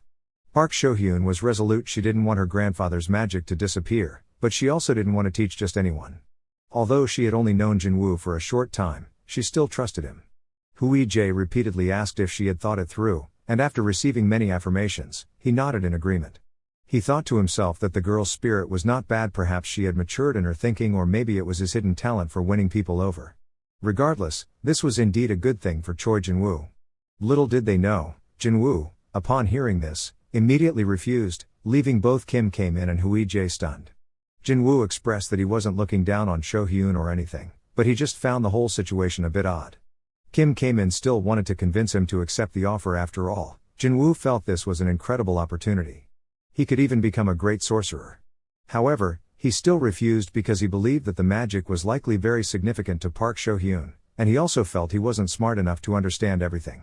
Huijie looked at him and noted that most sorcerers awaken when they are young, and Choi Jinwoo was a late bloomer. This might explain why he seemed oddly innocent for a sorcerer and still retained a rare social awareness. Jinwoo's refusal was also because he didn't want Shohyun to be disappointed in him or blame herself. He didn't want either of them to feel awkward, and moreover, he had no great ambitions. Being an ordinary sorcerer was enough for him. After hearing Jinwoo's words, Huijie finally compromised and left. Kim Kae-min followed behind, feeling it was impossible to give up like this. The unique magic of the Park family was incredibly valuable to the world. But Huijie countered Kae-min's thoughts, asking if Choi Jinwoo was truly as talentless as he claimed. Kim Kae-min thought for a moment before responding that she couldn't say for certain. Talent in the magical world was quite ambiguous. With basic magic, anyone could succeed with enough effort, but unique magic was different. Some people could not even use basic magic yet became great sorcerers with unique magic. Conversely, some excelled at every form of basic magic yet could never master unique magic their entire lives. In the end, it was all about luck. Huijie expressed that this was indeed the case. They shouldn't limit anyone's potential. However, Jinwoo's mindset was entirely understandable. After all, bearing the weight of a great magical legacy left by a deceased friend's grandfather was a huge burden. Kim Kae-min had no rebuttal, and they didn't know what to do next. Huijie rubbed his neck, acknowledging that his own teenage years weren't very peaceful, so he wasn't sure how to resolve this situation. In the past, Hong Sok-young always held Jinwoo's hand, reassuring him that he would always support any path Jinwoo chose, whether he wanted to become a hunter or work outside. Huijie, having grown up lacking affection, didn't know how to respond to such words, ultimately becoming the target of Mr. Hong's teasing. Back in the present, Huijie realized he wasn't a saint in this situation. Perhaps it was best to let them resolve it themselves. Huijie and Kim Kae-min went to Park Shohyun to discuss how Jinwoo had rejected her proposal. Upon hearing this, Park Shohyun was shocked, and even more surprised after hearing the reasons. Huijie continued to use his persuasion skills, gently telling Park Shohyun that she was his student and also Jinwoo's teacher. This was her first task as a teacher, to find a way to persuade her student. After hearing this, Park Shohyun felt invigorated. She immediately performed a classic act, tearing paper and stuffing it into her mouth to chew, then eagerly rushed off to find Jinwoo to persuade him. Another childhood memory surfaced. It was when Huijie was still young, and he had an argument with Hong Sok-young. Huijie expressed that he was not really the man's son. Hearing this for the first time, Hong Sok-young raised his voice at the boy, but he gently sat down and expressed that, no matter what, Huijie would always be his son. Huijie put on a distressed face, saying that he didn't need to feel pressured. He would leave when he grew up. After all, he was just like a stray dog that Hong Sok-young picked up off the street. Upon hearing this, Hong Sok-young realized that someone had said something to his little boy, but he still calmly explained that he had never viewed Huijie as a substitute for the older brother who had gone missing. Hong Sok-young then shared a story. When he was just 14 years old, having just awakened his powers, he had already left his parents. So, when he saw Huijie in that laboratory, he recognized himself in the boy. He didn't want Huijie to end up like he had back then. That was the real reason he had adopted him. After finishing, Hong Sok-young hugged his son, and the memory came to an end. Back in the present, Kim Kae-min was sitting on a chair talking to Huijie. She expressed that she still couldn't put herself in his shoes and didn't understand whether he truly cared for his students or what his feelings were. Huijie replied that this was merely fondness, but Kae-min found it hard to empathize with his approach. Hui Jae explained that this was something he had distilled from his own experiences. Those children had very vivid emotions, which was why they couldn't stabilize themselves even with the smallest things. Jinwoo was likely worried about falling behind Shohyun. Therefore, what they needed to do was to create a bond for them, and that would be enough. Just as he finished speaking, the two apprentice sorcerers returned, both of their faces swollen, likely having just cried. In the end, everything settled down. 2 days later, Jinwoo respectfully bowed and acknowledged Shohyun as his teacher. Shohyun was very satisfied with this role, and both radiated a strong determination to learn. Hui Jae observed from a distance, feeling relieved to see Park Shohyun become brighter. However, there were still many troublemakers in the school. Elsewhere, Lee Seung-yeon was sparring with Seo Han-song, both loudly arguing about wanting to fight another 500 rounds. Unable to settle their dispute, they went to report it, with Lee Seung-yeon wanting Hui Jae to judge who the winner would be. Hui Jae thought little of it and told them to decide by rock paper scissors, letting the winner win. While the three kids were still arguing, Kim came and drove up, pulling out a student contract thicker than an encyclopedia to give to Jinwoo and Shohyun, asking them to refer to it for drafting a contract. Kim came in also wondered if the contract was too short. Hui Jae explained to the two that there were still quite a few lawsuits frequently occurring between teachers and students, so many lawyers specialized in these types of contracts. Kim came in even recounted a particularly grim case, where a family forced their granddaughter to comply with their wishes for 13 years using magic, scolding her while she was holding a knife. In the end, they all ended up as dishes for the girl. Jinwoo felt slightly nauseous after hearing this, while Park Shohyun didn't seem to care, reminding Jinwoo that if he wanted to try her dish, he should let her know in advance, and she would prepare herself. The two kids kept reading but still didn't understand anything. Kim came in and insisted they read carefully and draft the contract meticulously. Park Shohyun felt there was no need to complicate things, so she pulled out an A4 sheet, wrote down a few simple contract terms, signed it, and urged Jinwoo to sign quickly. Jinwoo, not caring much, thought learning was a good thing, so he signed without hesitation. Kim came in was taken aback at this scene, wondering how they could be so lax about it. The two kids didn't mind and just handed the contract to Kim, asking her to sign as a witness for them, making any future legal issues easier to handle. With no other options, Kim came in complied. Hui Jae watched the scene in silence, thinking that if anything happened in the future, they could consider it a life lesson. Park Shohyun also wanted Hui Jae to sign, and though he didn't understand why, he followed suit and signed the contract, thinking that no one would overlook such a cute contract. Another beautiful morning arrived, with clear weather and a refreshing atmosphere. But before this peaceful time, Hui Jae, feeling a mix of anxiety and unfamiliar joy, thought this must be the calm before the storm. So, he quickly went to check with Hunter Hong about the situation. From what he learned, Hunter Limison had taken over the ARC mission, so all they needed to do was focus on the upcoming practical exam. Hong Sok-young smiled at the hopeful expression on Hui Jae's face and handed all his tasks to the boy. Hui Jae set down his cup of water and pondered. Although his hunter instinct seemed useless, he couldn't shake the feeling that something unusual was lingering in the air. Was it because he had been idle for too long? After comforting himself for a while, Hui Jae went out to the schoolyard, where he saw Jinwoo cheering joyfully. The boy and Park Shohyun were looking at their teacher, asking if he could see it. They had done it. The scene around them was the magic of her grandfather. Hui Jae was astonished and thought, could it be that Choi Jinwoo was a true genius? He had already executed unique magic. But as he suspected, he was overthinking. Park Shohyun doused their excitement with a cold splash of reality, stating that it wasn't unique magic but still very useful. It was the type of magic her grandfather often used when needing light in dark areas. Seeing the happy faces of Park Shohyun and the joy of Choi Jinwoo, Hong Sok-young ran over to praise them. Hui Jae complimented Park Shohyun on her excellent work and asked her how much mana she had used to activate it. Park Shohyun became flustered. She wasn't unsure of how much mana she had spent, but she felt she hadn't truly accomplished it. It seemed that her magic was very different from what her grandfather had done. Hui Jae understood Park Shohyun could mimic light magic using a completely opposite type of mana. Wasn't that genius? He reassured her that it shouldn't be a big deal, and to think of light and darkness as just elements. She was already very skilled in basic magic, right? Shohyun sighed, still feeling that her mana was very different from the basic magic she had learned. Hui Jae then squatted down and dug a small hole, asking Park Shohyun to use her magic to fill it with water. After all, that was basic magic. In no time, Shohyun created a small puddle easily. This time, Hui Jae asked her to boil the water. Even after she made the water boil, he continued urging her to heat it more. Eventually, The puddle became so hot that it turned into a small fire pit on the ground. Huijie then explained that darkness and light were two opposing elements, just like fire and water sometimes. A magician could create an opposite result by merely flipping that concept. Park Shohyun was stunned, as if she had realized a truth. Huijie didn't explain further, telling her to explore or ask Kim K-min about it since he wasn't a real magician himself. Initially, there were supposed to be 10 children in the first generation of students at the school. Counting the current kids, there were already 8. But in the original timeline, how many had given up after the incident in Myeongdong? Although the current class wasn't very lively, it could be inferred that the original timeline must have been much worse. A few busy students had already left, and those remaining would face difficulties for a few more years before this place truly became a hunter academy. Huijie entered the classroom and walked over to a girl named Yoo Hae-yoon, calling her. Yoo Hae-yoon, who was practicing, paused to respond to her teacher, only to be scolded by Huijie for not focusing. Yoo Hae-yoon felt bullied and could only continue her practice while crying inside. Huijie then inquired about her younger sister, Yoo Ji-yoon, who seemed to have gone with the principal to register for awakening. This time, Yoo Hae-yoon had experience she practiced while answering her teacher.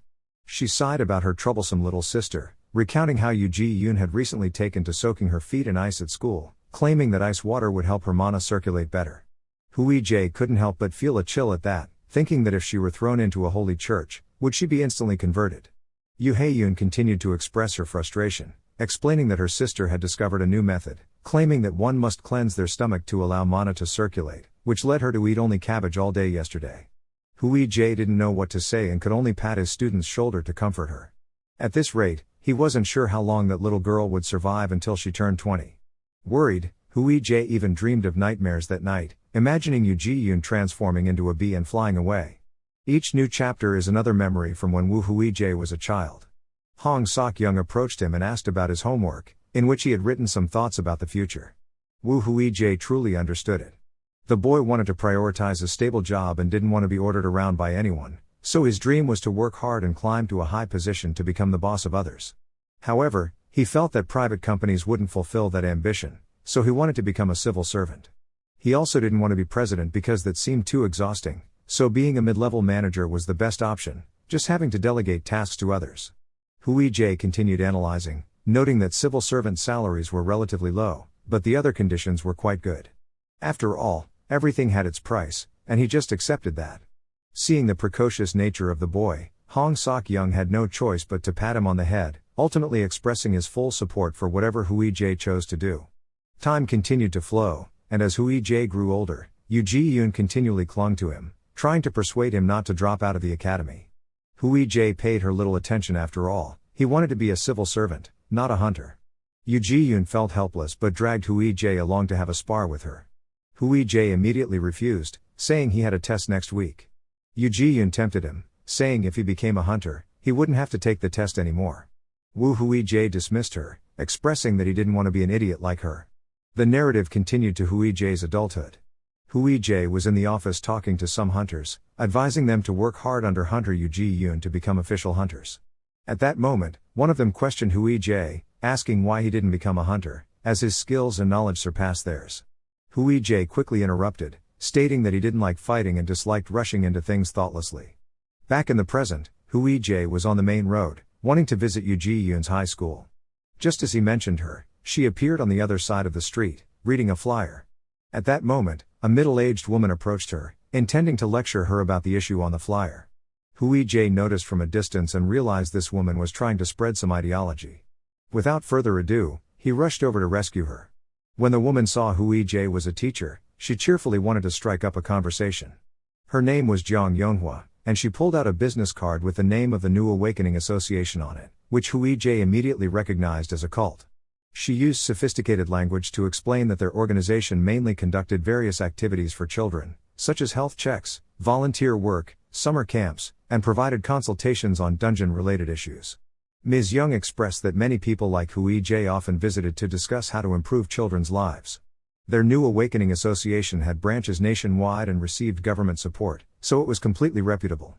Huijie listened to her ramble on for a while before finally urging Yoo Ji-yoon to go home and not keep her sister waiting. Although the girl wanted to stay with her teacher, she had no choice but to comply. After she left, Huijie turned back to Ms. Young and expressed that he thought she wouldn't let Yoo Ji-yoon leave. Ms. Young quickly explained that she only wanted to help the children, not to recruit anyone. But Hui Jae understood clearly this woman felt that a teacher would be a more lucrative target than a 16-year-old girl. Sure enough, Ms. Young immediately pulled out a tablet and showed Hui Jae information about the association and the companies that sponsored them, most of which were very reputable. At this point, Hui Jae baited her, stating he wasn't a teacher but a hunter trainer. Upon hearing that, the woman's eyes lit up as if she had found gold. She quickly asked Hui Jae to buy her a cup of coffee so they could discuss education issues more deeply. Hui Jae smiled and accompanied her into the cafe to listen to her explain. A fool is a low-ranking young hunter who unexpectedly became a model teacher at a school a month ago, showing great concern for his students, and is connected to top hunters in South Korea who are pursuing cults. Truly, there couldn't be a better target for a cult than him. The next day, Hui Jae went to see Hunter Hong to report the news.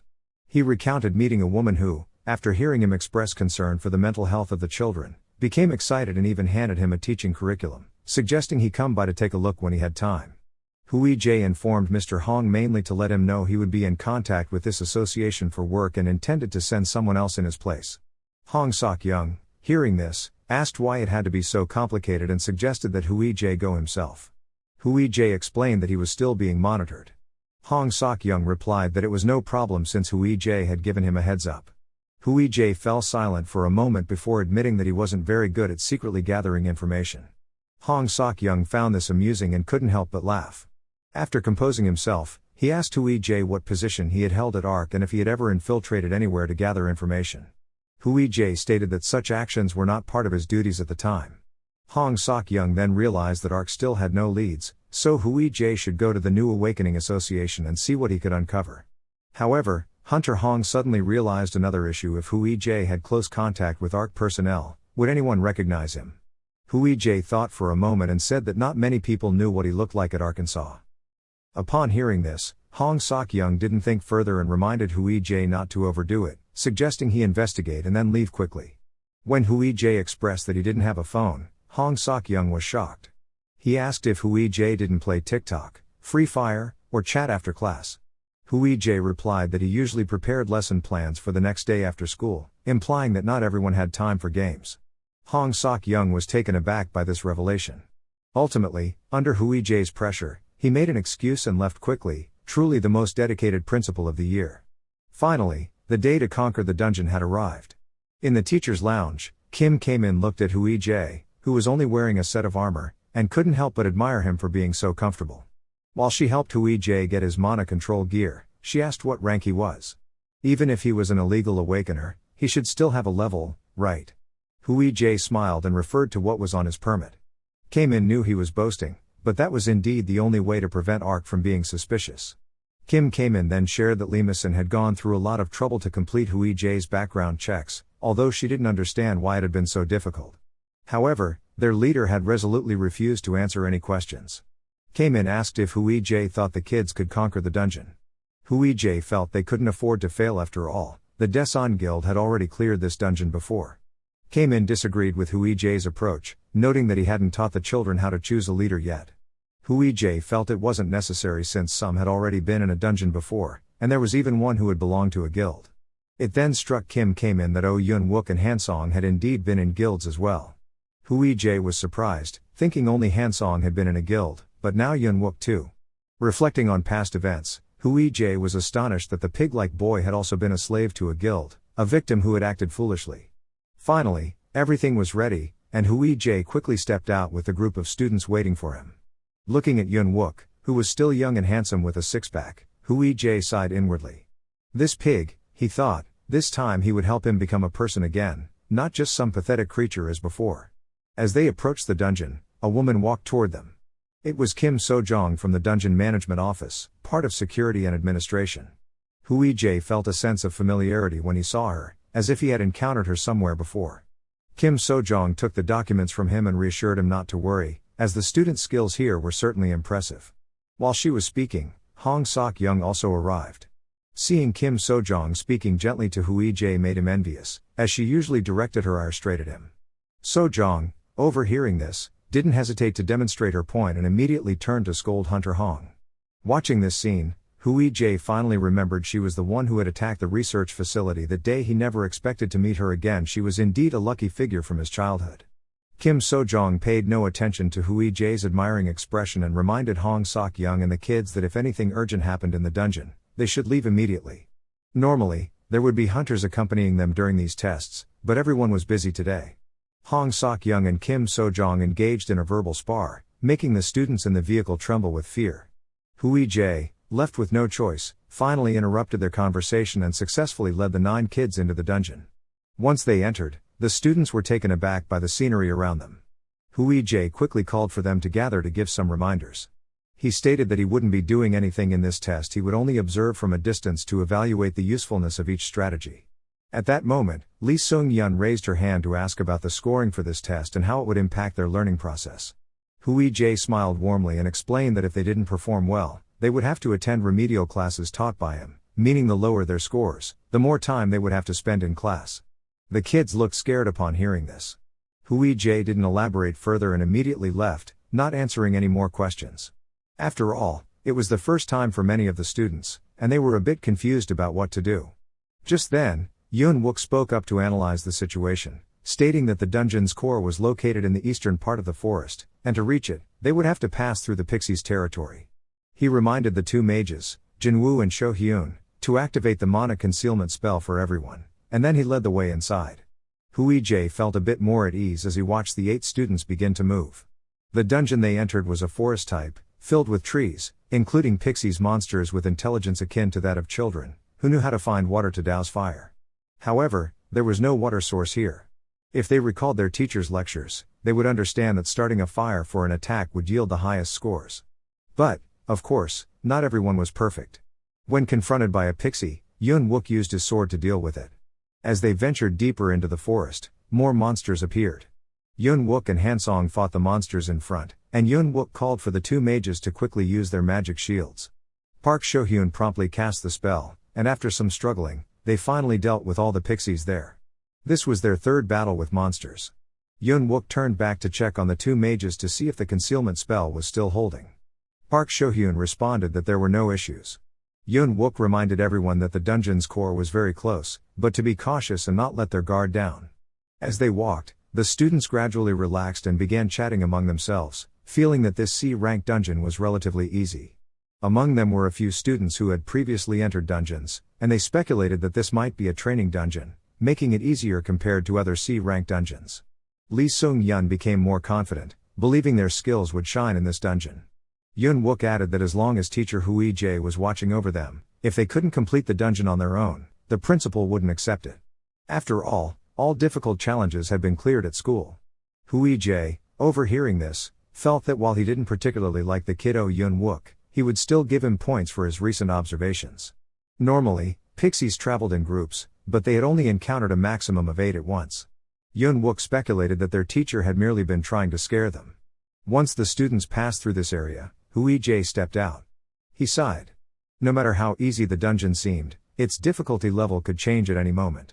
The children seemed to be letting their guard down. Perhaps they would realize this through the pain they would endure. Recalling the moment of the apocalypse, wasn't it true that most disasters in that world began with a dungeon outbreak? On that day, Yoon Wook had survived a dungeon explosion. Just as he was lost, he encountered a man who gently invited him to join his guild, then forced him to work for that guild as a form of training for his awakening. The man's gaze, from the very beginning, made Yoon Wook wish he had understood sooner, before each day felt like hell. Remembering that day after the first class, Yoon Wook wanted to thank Hui Jae for saving him in Myeongdong, but in the end, the man looked at him as if he were an object and reminded him not to bother learning the ancient language. In that moment, Yoon Wook understood it was a rejection of his instinctive call. Back in the present, another group of tiny pixies appeared, and they seemed to be increasing in number. Yoon Wook thought it was because they were getting closer to the dungeon's core. He reminded everyone to quickly finish the test, stating that this dungeon wasn't difficult, he just didn't know what excuse teacher Hui Jae would use to deduct points from them. The others also felt that possibility was indeed real, just looking at the teacher's smile every time he turned their afternoon into a struggle. They began chatting again, mainly roasting their cruel teacher. At that moment, Park Shohyun heard a noise. After a period of silence, another swarm of tiny pixies appeared, this time moving at unprecedented speed. Yoon Wook saw a pixie attacking Yohae Yoon and quickly shouted for his teammates to protect her. Oh Yun-wook suddenly panicked, wondering what was happening, how they would escape, whether they should destroy the dungeon core or wait for the monsters to pass. A series of thoughts flooded his mind. He recalled the man who had once brought him into the world. If it were that man, he would surely sacrifice someone in the group to attract the monster's attention before continuing the attack. Yun-wook glanced at Yoo-hae-yoon, merely a healer behind him, and in a fleeting moment, contemplated using her as the sacrifice. The man's teachings echoed in his mind. Healings weren't very effective in other dungeons and were often seen as a burden due to their weak physical skills, leading them to be used as sacrifices to lure the monsters. But just as he was distracted, a monster appeared, wanting to send him to the afterlife. Fortunately, if that were the case, the story would end there. Hui-jae arrived just in time like a god, using his sword to handle the monster while chiding Yun-wook for letting his guard down at such a critical moment. Looking at the other students, they seemed no better, all flustered like a disturbed beehive. Left with no options, Hui-jae commanded Choi Jin-woo to quickly use a magic shield to protect everyone. Lee Sung-yeon attacked from the 11 o'clock position, Han Yun-young moved closer to Yoo-hae-yoon, Seo Han-song attacked from the 8 o'clock position, and Park Sho-hyun continued to use her shield. After they managed the situation, Hui-jae felt puzzled. He had only lit a fire at the back of the dungeon to attract the tiny pixies. This was a method according to the materials provided by the academy. He hadn't done anything to provoke them, so why were they acting like a disturbed hive? This truly was an easy dungeon. They didn't necessarily need to fight the pixies. They could simply wait for them to pass and then escape to destroy the dungeon's core. Hui-jae glanced at Oh Yun-wook, noting that such an easy mission had quickly turned into failure, undoubtedly due to this kid.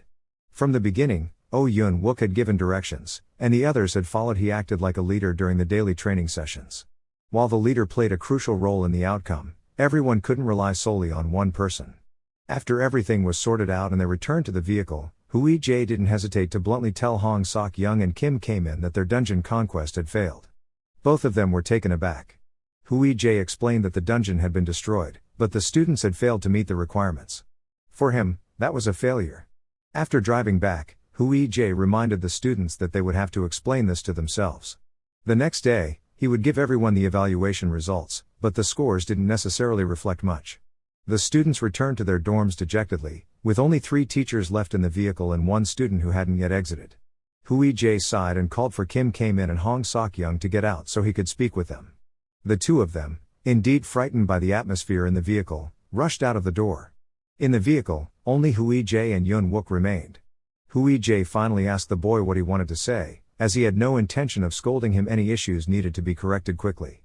Yun-wook remained silent for a moment before finally breaking down in tears, expressing that he couldn't become a hunter. Here comes another story from a time long ago.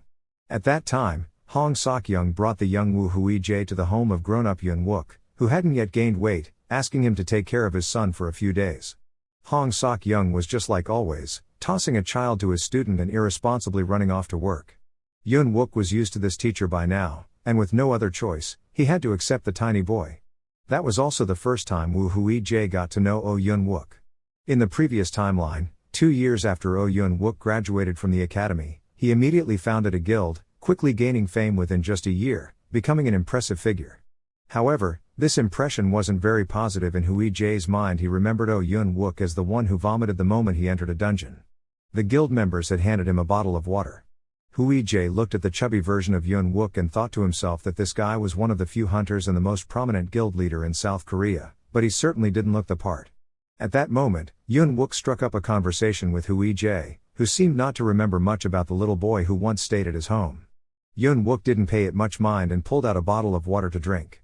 Hui-jae was shocked and yelled that it wasn't alcohol, wondering how one could be so careless entering a dungeon. Oh Yun-wook brushed it off, explaining that he couldn't think straight without drinking, stating he needed to be a bit refreshed before starting the mission. Hui-jae looked at this foolish guy and silently promised himself that he would never register to work for this drunkard with a beer belly again.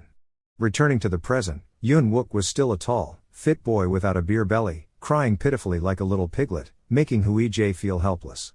He didn't actually dislike people who cried, he just hated it when people cried without recognizing their mistakes, believing that crying could fix everything.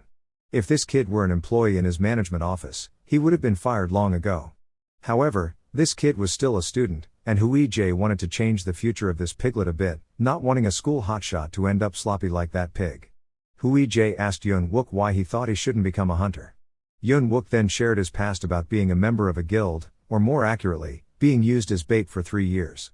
Hui-jae wasn't surprised being tricked into signing an illegal contract at that age was a common occurrence in guilds, but not every child deserved to go through that. Yun-wook continued sobbing, recounting that after escaping from the old guild and becoming a hunter, he promised himself to form a guild with people like him, finding ways to help others and prevent bad things from happening. But when they were attacked by the tiny pixies in the dungeon earlier, he suddenly had that terrible thought of using a useless person as bait, a sacrifice.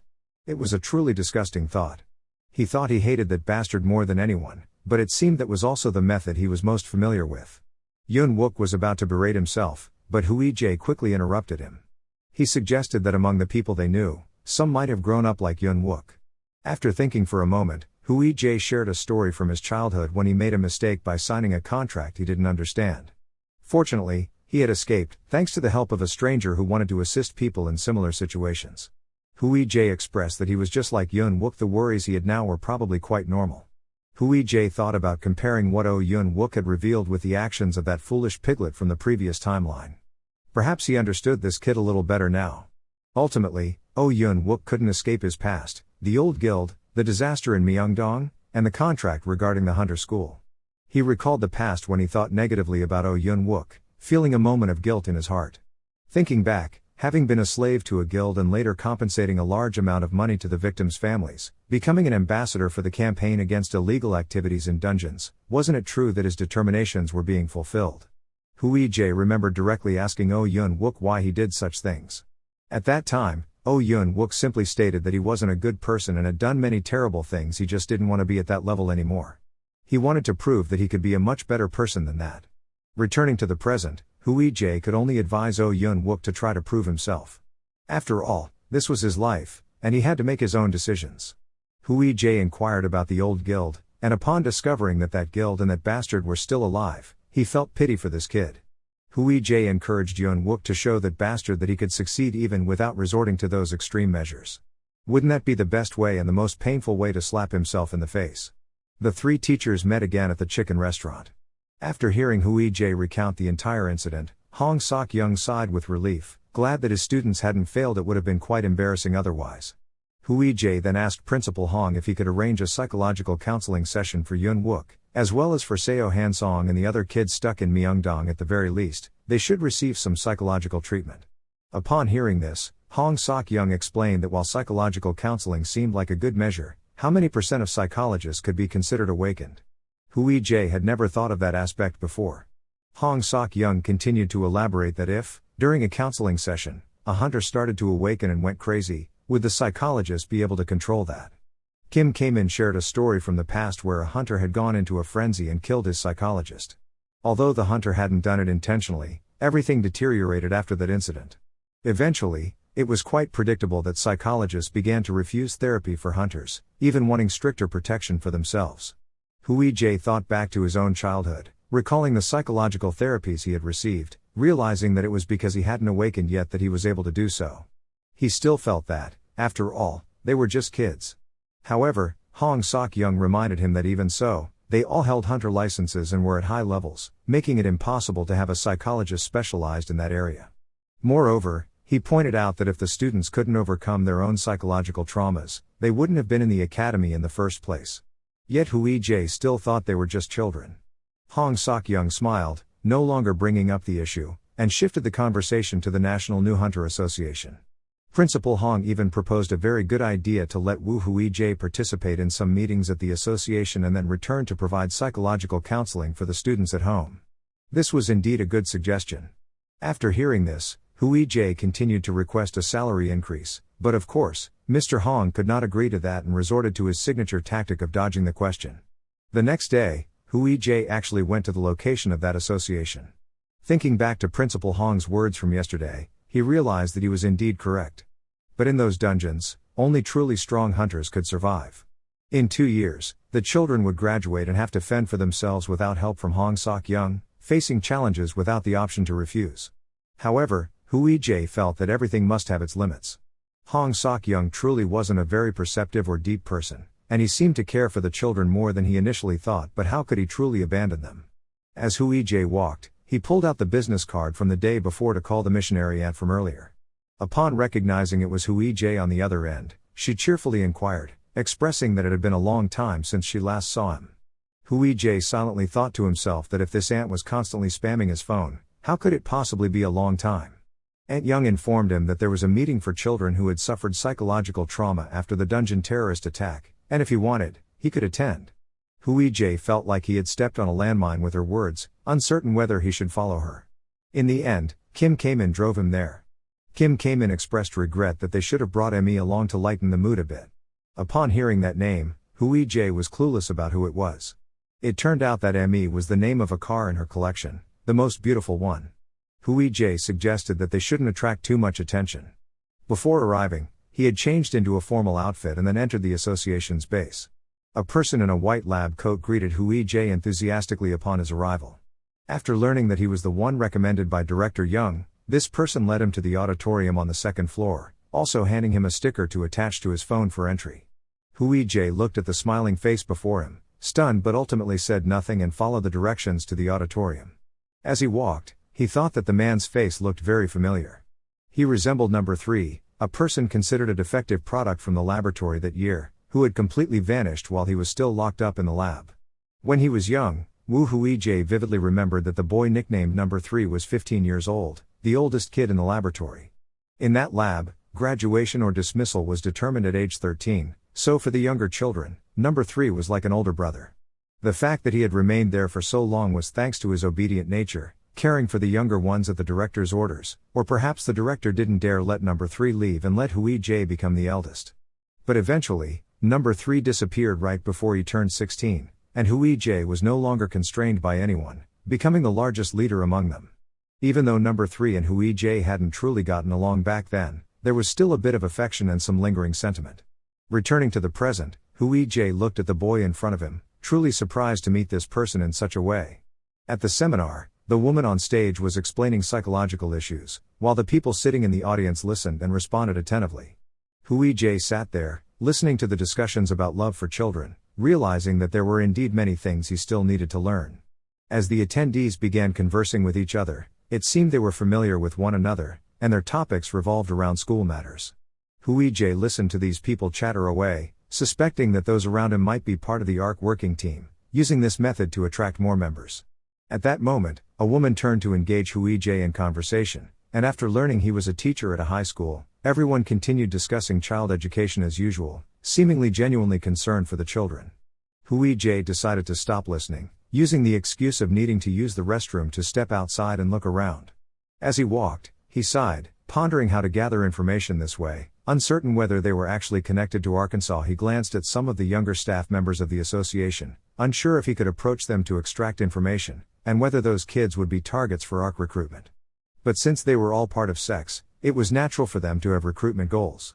Lost in thought, he suddenly heard a call from afar. It was number 3, who noticed him wandering around and wanted to help. Hui-J looked at the boy before him, noticing that number 3 didn't seem to recognize him, even though they had previously known each other. Although he felt a bit disappointed, he realized that it was quite remarkable after all, he used to be just a snotty little brat. Hui-J then asked the person in front of him if he was a volunteer student. Number 3 nodded, expressing that he was completing his volunteer credit, but it wasn't entirely that simple. The boy fell silent for a moment, then shared that he was there to work because he had also been isolated by his peers and wanted to help other children in the same situation. Hui-J smiled on the outside but thought to himself, please, just stop with the melodrama. He tried to suppress his feelings and replied that he was also caring for children who had experienced isolation. Although the kids seemed fine on the outside, they were shattered inside. Hearing this, number 3 remained silent for a moment before finally expressing that he was fine and just wanted to focus on helping other children. Hui-J thought to himself that they should quickly hand this guy an Oscar. He put on a sympathetic facade before swiftly ending the conversation to leave. Before he departed, Hui-J made sure to write down his contact information on a piece of paper and handed it to the person across from him, encouraging him to reach out if he needed help since he was a hunter. Number 3 looked at him with admiration.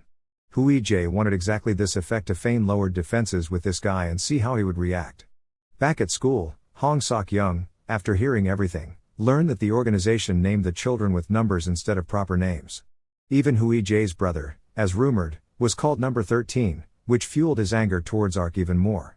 Hui-J didn't pay much attention and reminded him to investigate the orphanage. The association had mentioned issues regarding support for those children. Based on his deductions, the lab workers hurriedly taking the children out of the training center meant they were likely dispersing them to orphanages. Hunter Hong nodded, then spoke about how he and Professor Kim would be entering a dungeon in Soksho in 2 days. Upon hearing this, Hui Jae thought back, wondering if there was an S-level dungeon that Hong Sok-young conquered at this time. Not thinking any further, he turned the conversation back to the students, wanting to help them learn to control their mana better, especially since their last dungeon conquest had left them lacking. The two talked for a while, with Hui Jae mostly getting irritated by Hong's irresponsible remarks and cursing in frustration. 2 days later, Teacher Hong and Professor Kim set off, and Hui Jae continued to teach the kids as usual. Lee Sung-yun raised his hand, hesitating to ask about their scores after the dungeon conquest. Hui Jae recalled how Kim Kae-min had advised him not to criticize the children too harshly, but rather to point out where they went wrong and encourage them for next time. Returning to the present, Hui Jae didn't immediately give scores instead. He asked the kids what they thought should be done first in preparation for the dungeon exploration. Oh Yun-wook was the first to respond, followed by the others, discussing supplies, warriors, and information about the dungeon. Only then did Hui Jae provide an answer, noting that the kids weren't completely wrong. Everything was important, but in the dungeon, it was the commander who would be responsible for these tasks. Hui Jae reminded them that they had made 2 serious mistakes during their last conquest. They hadn't designated a commander with full authority in the dungeon and had relied too much on Oh Yun-wook. At that moment, Lee Mi-sun arrived at the school for a visit. Hui Jae nodded at her and continued his explanation. Even if a dungeon was easy, they still needed to appoint a commander and a vice commander. If one fell, the other must quickly assist. Hui Jae wanted to scold them for nearly failing in such an easy dungeon, but remembering Kim Kae-min's earlier advice, he refrained. He finally reminded the students that dungeon exploration required not only fighting skills but also the use of their minds. Next, he assigned them a task. Each had to think of their approach to the dungeon as if they were the commander. After some time, the class ended, and Lee Mi-sun encouraged the kids to go outside and rest. Once the room was left with just the two of them, Hui Jae bypassed any small talk and bluntly asked her about the dungeon that Mr. Hong and Professor Kim had entered, wondering if it was the merfolk-controlled dungeon. Lee Mi-sun was puzzled by how he knew this but didn't deny it. It was indeed a merfolk dungeon near the coast of Soksho, where many hunters had fallen. Hui Jae remembered that in 2027, a dungeon incident had erupted, and Kim Kae-min had saved the hunters and civilians, resulting in everyone being rescued except for one person, Professor Kim. In what was referred to as the merfolk's lair, hunters who lacked courage and a strong mindset were mesmerized by the merfolk and lost control of themselves. After the establishment of the Anomaly Management Agency, the first mission for Director Hong was to handle the aftermath of that merfolk disaster. Hui Jae knew that Professor Kim's death would occur much later, but he truly didn't want that incident to happen at all.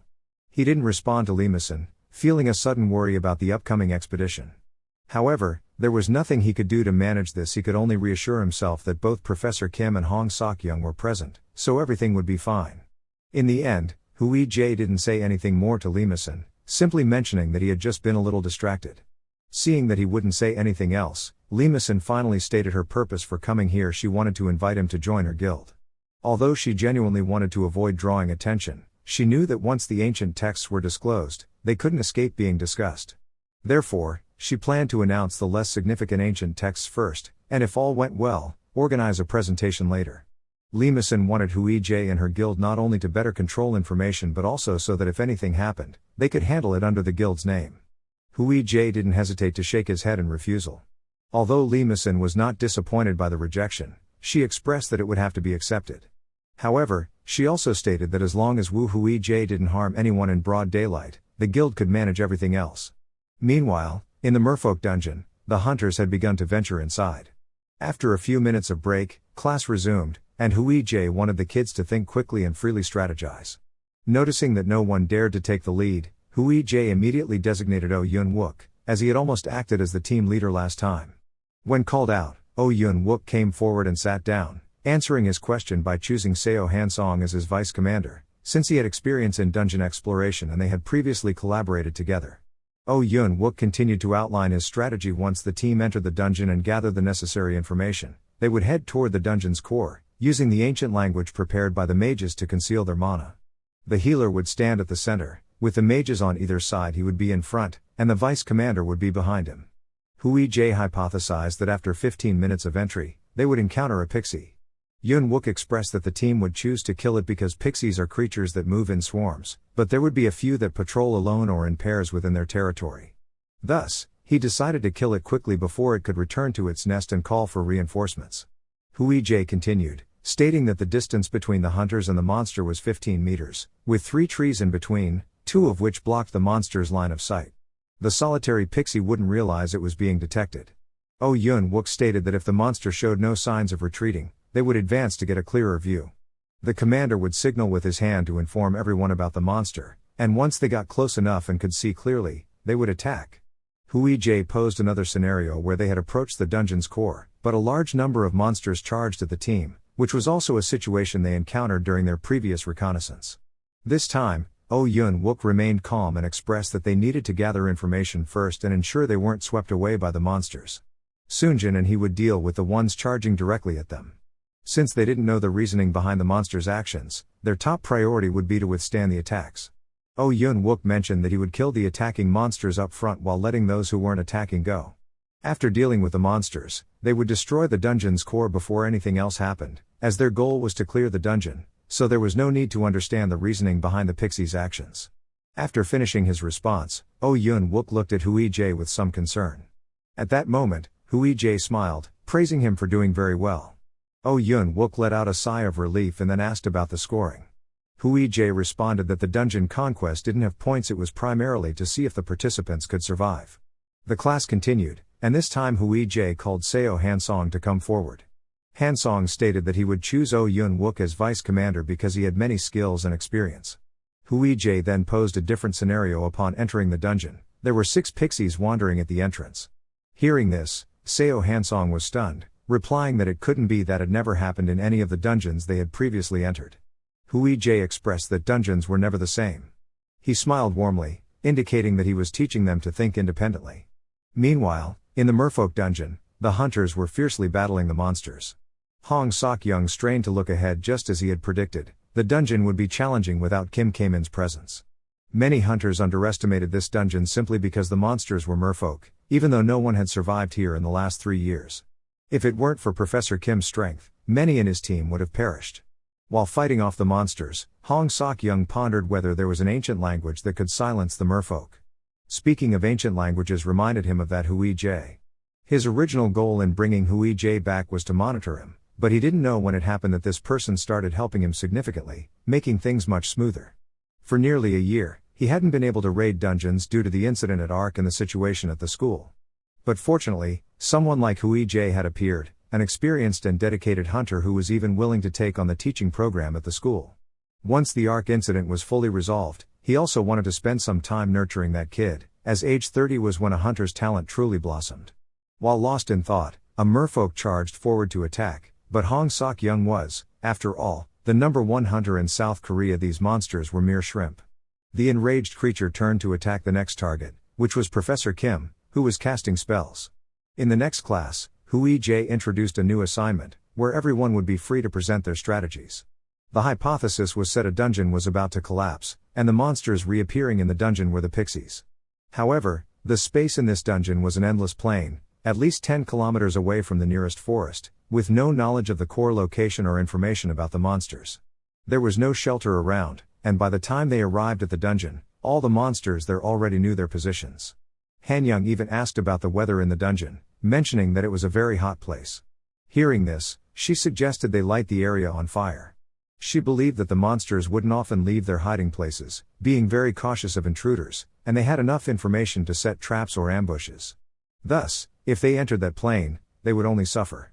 The pixies had weak flying abilities, so setting fire would be sufficient. Hui-jae, upon hearing this, asked what the ambush team would do, as if the fire spread throughout the forest, they wouldn't be able to escape unharmed. Han-young provided an interesting answer: they would start the fire and then run away, escaping from the dungeon for a bit before coming back in. Hui-jae moved toward her, placing a cute sticker on her face, praising her recent approach. Hui-jae expressed that they just needed to collect 10 stickers to receive a reward. At that moment, Kim Kae-min's car, ME, arrived at the school. Hui-jae ran out and noticed that Kim Kae-min looked a bit troubled, as if she had just cried. She wanted to take Hui-jae to the hospital with her. Hui-jae initially thought the raid had failed, but she clarified that it was an issue with Hunter Hong. Hui-jae was stunned, wondering how something could happen to a hunter like Hong. Without saying much more, he immediately got into the car, asking another hunter to look after the students. Inside the car, Kim Kae-min drove at breakneck speed, shouting her opposition to the situation. She yelled and scolded Hong Sok-young in a fit of rage. Hui-jae sat in the car, muttering to himself while asking about Hong's situation. Kim Kae-min curtly told him to check online. The headline on the news page was about the raid in the merfolk dungeon in Sokcho, which had been completely sealed off with no survivors, and the injured had been taken to the hospital. Reporters kept asking about Hunter Hong's condition, but the spokesperson chose not to answer and left. At Daein Hospital, Hui-jae was shocked by Hong's condition.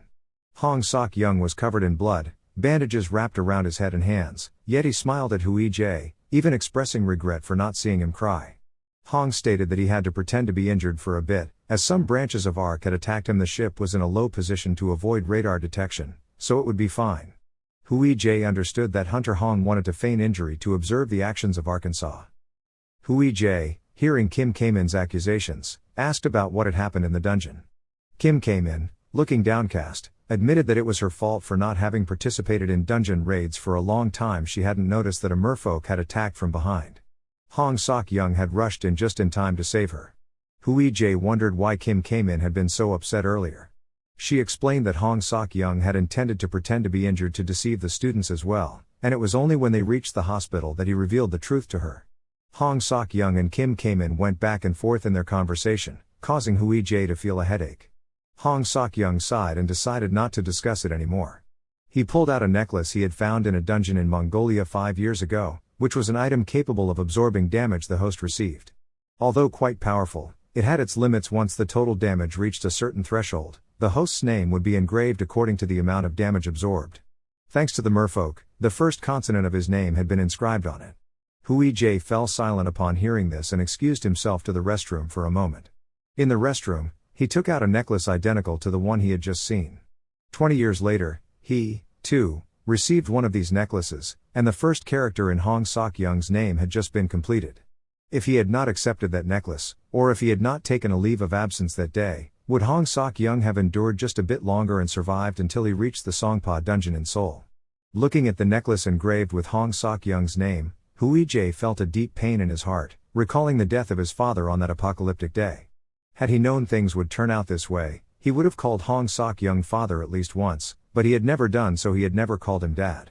One day, just like any other day from early morning, Wu Hui-jae received a strange phone call from an unknown person.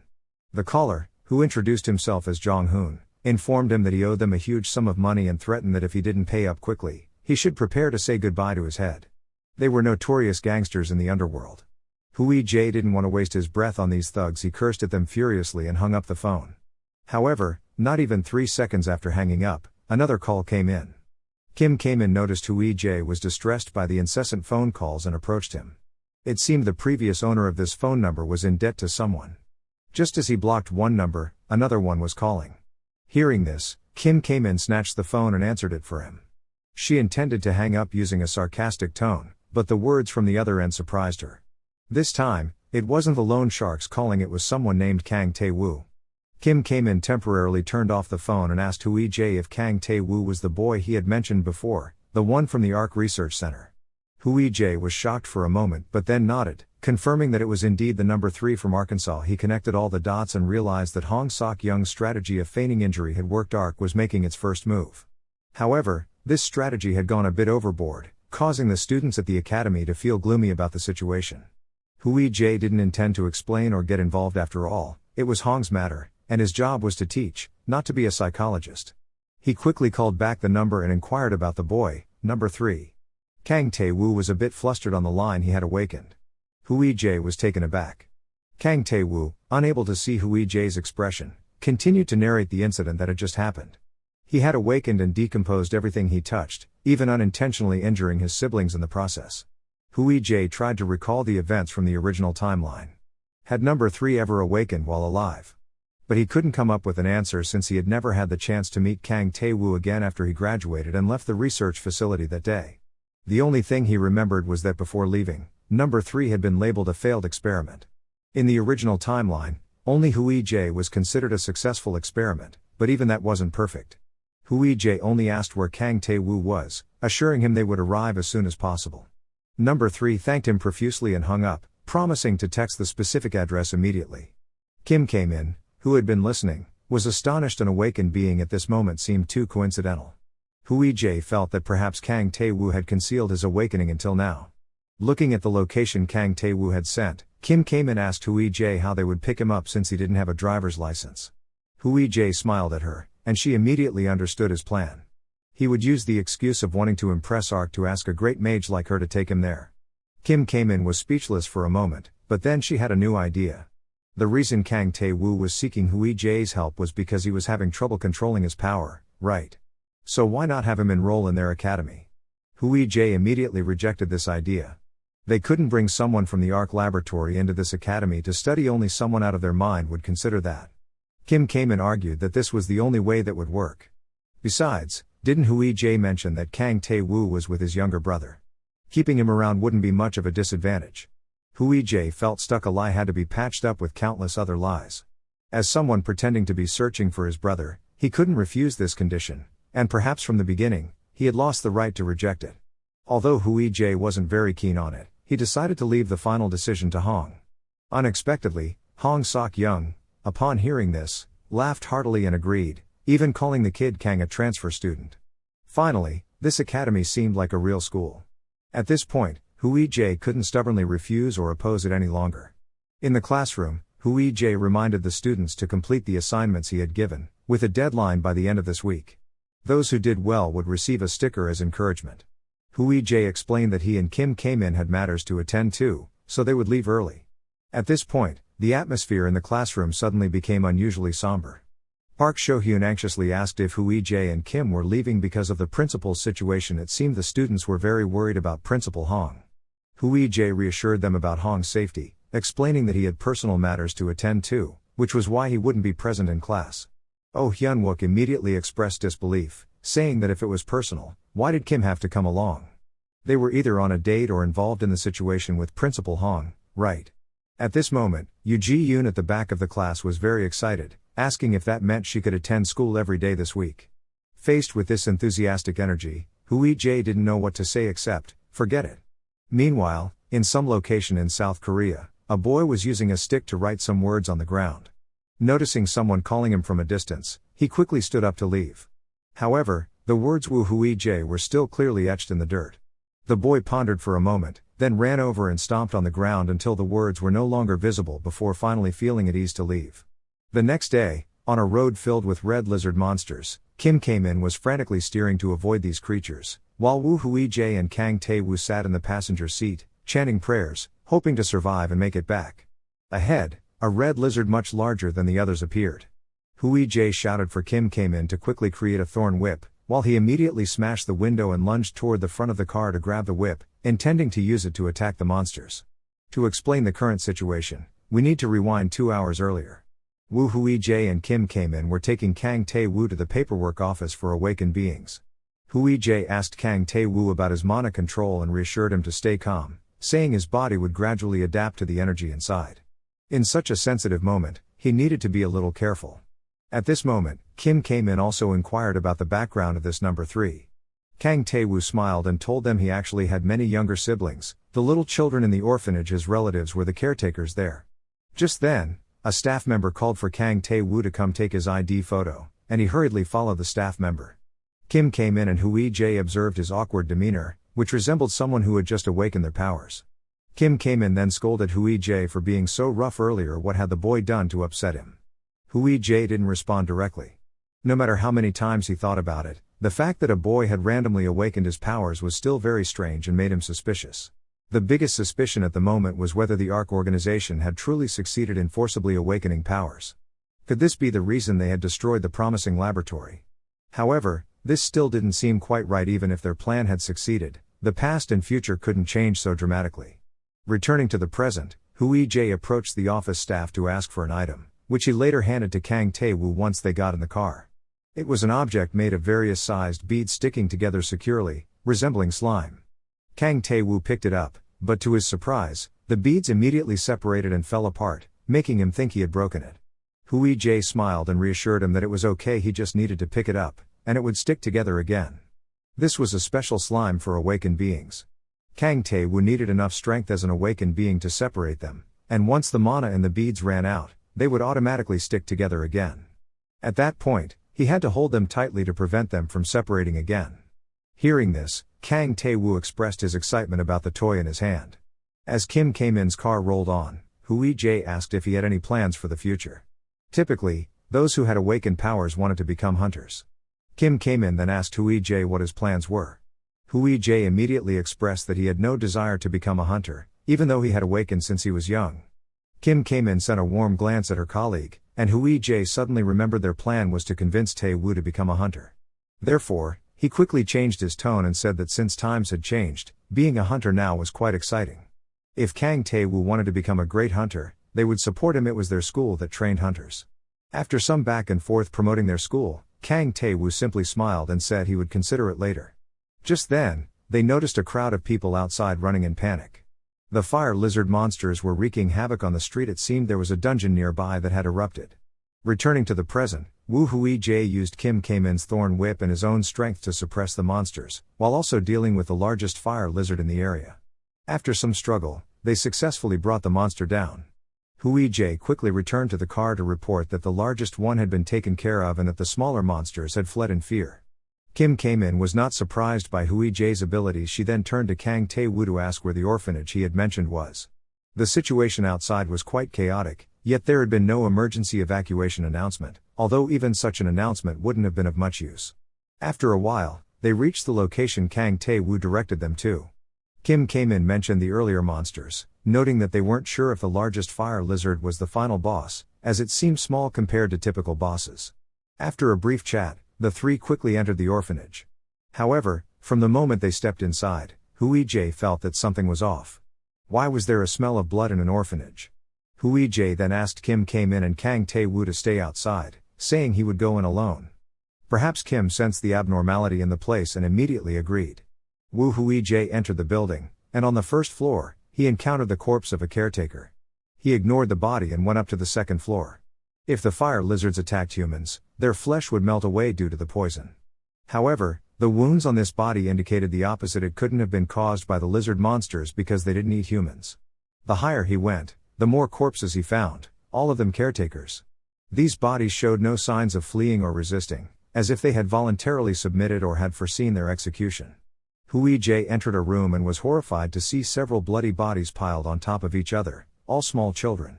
Hui-jae stepped out of the orphanage. When Kang Tae-woo saw him come out, he had a bad feeling and asked about the children and his relatives. Seeing Hui-jae only telling them to go back, that feeling of dread grew stronger, and he shouted loudly, wanting to know if everyone inside was okay. Hui-jae looked at Kang Tae-woo's desperate face, wondering if this was all part of the boy's act. If the orphanage was in this state, the connection between the number 3 and Ark would weaken. If they took Kang Tae-woo back under the pretext of protection and transferred him to the academy during this time, it would help manage and investigate Ark more effectively. Hui-jae recalled what Hong Shok-young had told him when he was young. He had asked young Woo Hui-jae if he hated the director of Arkansas. The boy had nodded immediately. But Mr. Hong said that what the boy had just done was exactly what that director had done. Woo Hui-jae was stunned. He didn't want to be like that old man. Mr. Hong smiled and said if that was the case, then he should become a better person and laugh in the old man's face. Returning to the present, Hui-jae slammed his head against the car door to keep himself awake. He had always lived by that ideal until now, and he wouldn't give it up just because of this. Kim came in and Hui-jae returned to Mr. Hong's clinic, where Lee Mason was also present. Lee Mason quickly summarized the case that had occurred the previous afternoon. Since most of the children were still at school, those who survived were being protected elsewhere. As for Kang Tae-woo, the records only specified information up to his first year in elementary school. After he started homeschooling, the details became unclear, making it difficult to investigate what he had done. Mr. Hong wanted to know if the list of suspects had narrowed down. The guild, after reviewing all the security cameras on the street, had found a suspect and retrieved a small clip. In the video, they could clearly see this individual, after arriving at the orphanage gate, using his abilities to turn a nearby car into a small ball of metal. This person then entered the orphanage and quickly left, smiling at the camera they had recorded. Kim K-min still didn't understand the person's motive. Did they think they were a serial killer wanting to exploit the recent dungeon outbreak to kill? Hui J observed closely with their skills. They could easily erase traces of the crime, but this video still existed, showing the perpetrator had intentionally let them see it. It was likely that this orphanage had a connection to Arkansas. After watching the video clip, Hong Shokyung recognized the culprit. It was someone he had been pursuing in South America. He had never managed to find them and had let them escape successfully. Mr. Hong recalled rumors about that organization, where there was a madman who would turn anything he disliked into a small ball, just like the car they had seen. These people were not ordinary, they were the masters of Arkansas. However, all of this was just hearsay, and he didn't know the detailed inner workings. Hui J speculated that it might be an internal conflict. If thought this way, the absence of resistance from the victims at the crime scene could be understood. Lee Mason also somewhat agreed with this theory, as there were no objects or documents missing from the scene. After pondering for a while, Hong Shokyung came up with a plan. He wanted to set a bait. They currently had Kang Tae-woo, who was definitely from ARK, and someone was continuously targeting the orphanage. It seemed that the director connected to ARK was up to something bad, and Kang Tae-woo was in danger. The other children had safely left, but Kang Tae-woo, being an awakened being, couldn't leave with them. Given the recent situation, bringing that boy to the academy seemed beneficial. Even if he didn't become a hunter, he could still protect himself. Moreover, if ARK came to retrieve or eliminate number 3, all hypotheses would work in their favor. Lee Mason was quite pleased with this plan. They just needed to go with the flow without actively harming anyone. As for the master of ARK, Hong Shokyung believed they shouldn't investigate further for the time being. If that killer was moving around and killing those connected to ARK, it meant other places were in danger too. Hui J nodded in agreement with this line of thought. However, Mr. Hong then expressed a desire to find Hui J's younger brother first, making him break out in a cold sweat. Hong Shokyung reasonably explained that if the murderer had connections to the laboratory now, then Hui J's brother would be in danger too. Everyone agreed with this opinion and encouraged Hui J to provide them with more information about his brother, making things simpler. Under the questioning of Hong Shokyung and Lee Mason, Hui J wished he had an escape hatch to quickly get out of there. Returning to 4 years ago, in the deepest basement of a training center in Gyeonggi Province, known as the Hu River Research Center, Kang Tae-woo was still in the laboratory, where a voice from the speaker was playing a happy birthday song for him. Kang Tae-woo said, "Thank you, Mom," but the speaker immediately responded with disapproval, reprimanding him for behaving like a child, which would set a bad example for the other kids. Kang Tae-woo stammered an apology and corrected himself, addressing the speaker as researcher, at which point the speaker left satisfied. In another room, Kang Tae-woo was applying cotton to a wound on his arm with one hand, and a female doctor praised him for his effort.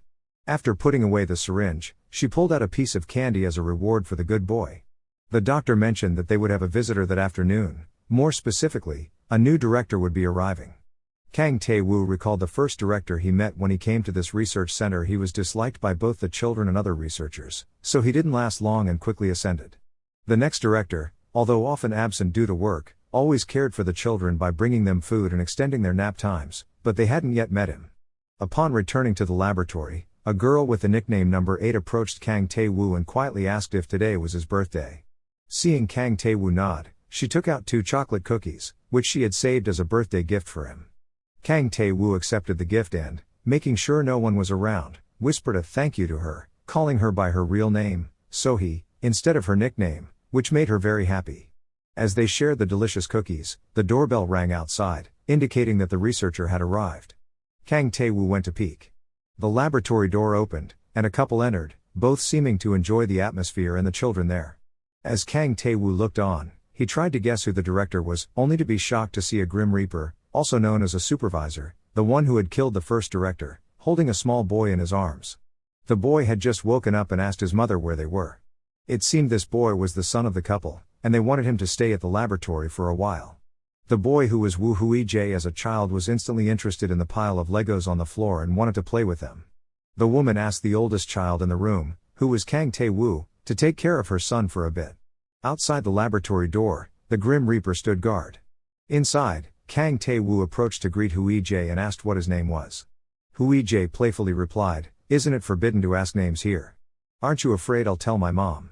Seeing the cookies in Kang Tae-woo's hands, Hui Jae came over wanting a piece, using it as a trade for revealing his name. As Hui Jae ate the cookie, he recalled that his dad had called him number 12. After the new director arrived, contrary to the children's worries, life in the research center didn't change much. Number 12 didn't often stay long either, only coming for snack time and leaving with the Grim Reaper after dinner. The other children were initially wary of him, but after number 12 brought in a pile of toys and food from outside, they soon became more familiar. Kang Tae-woo just needed to give this boy cookies every day, and nothing else was ever an issue. One morning, Kang Tae-woo woke up in a hospital bed, feeling a sharp pain all over. Remembering the past, he realized that peaceful life couldn't last long. Everything changed after the death of the third director, leading to more children being brought in. After the father of number 12, who became the fourth director, also died suddenly, the boy lost both his parents and had to start living with them in the laboratory room, no longer just wandering around. From that point on, nothing could go back to the way it was before.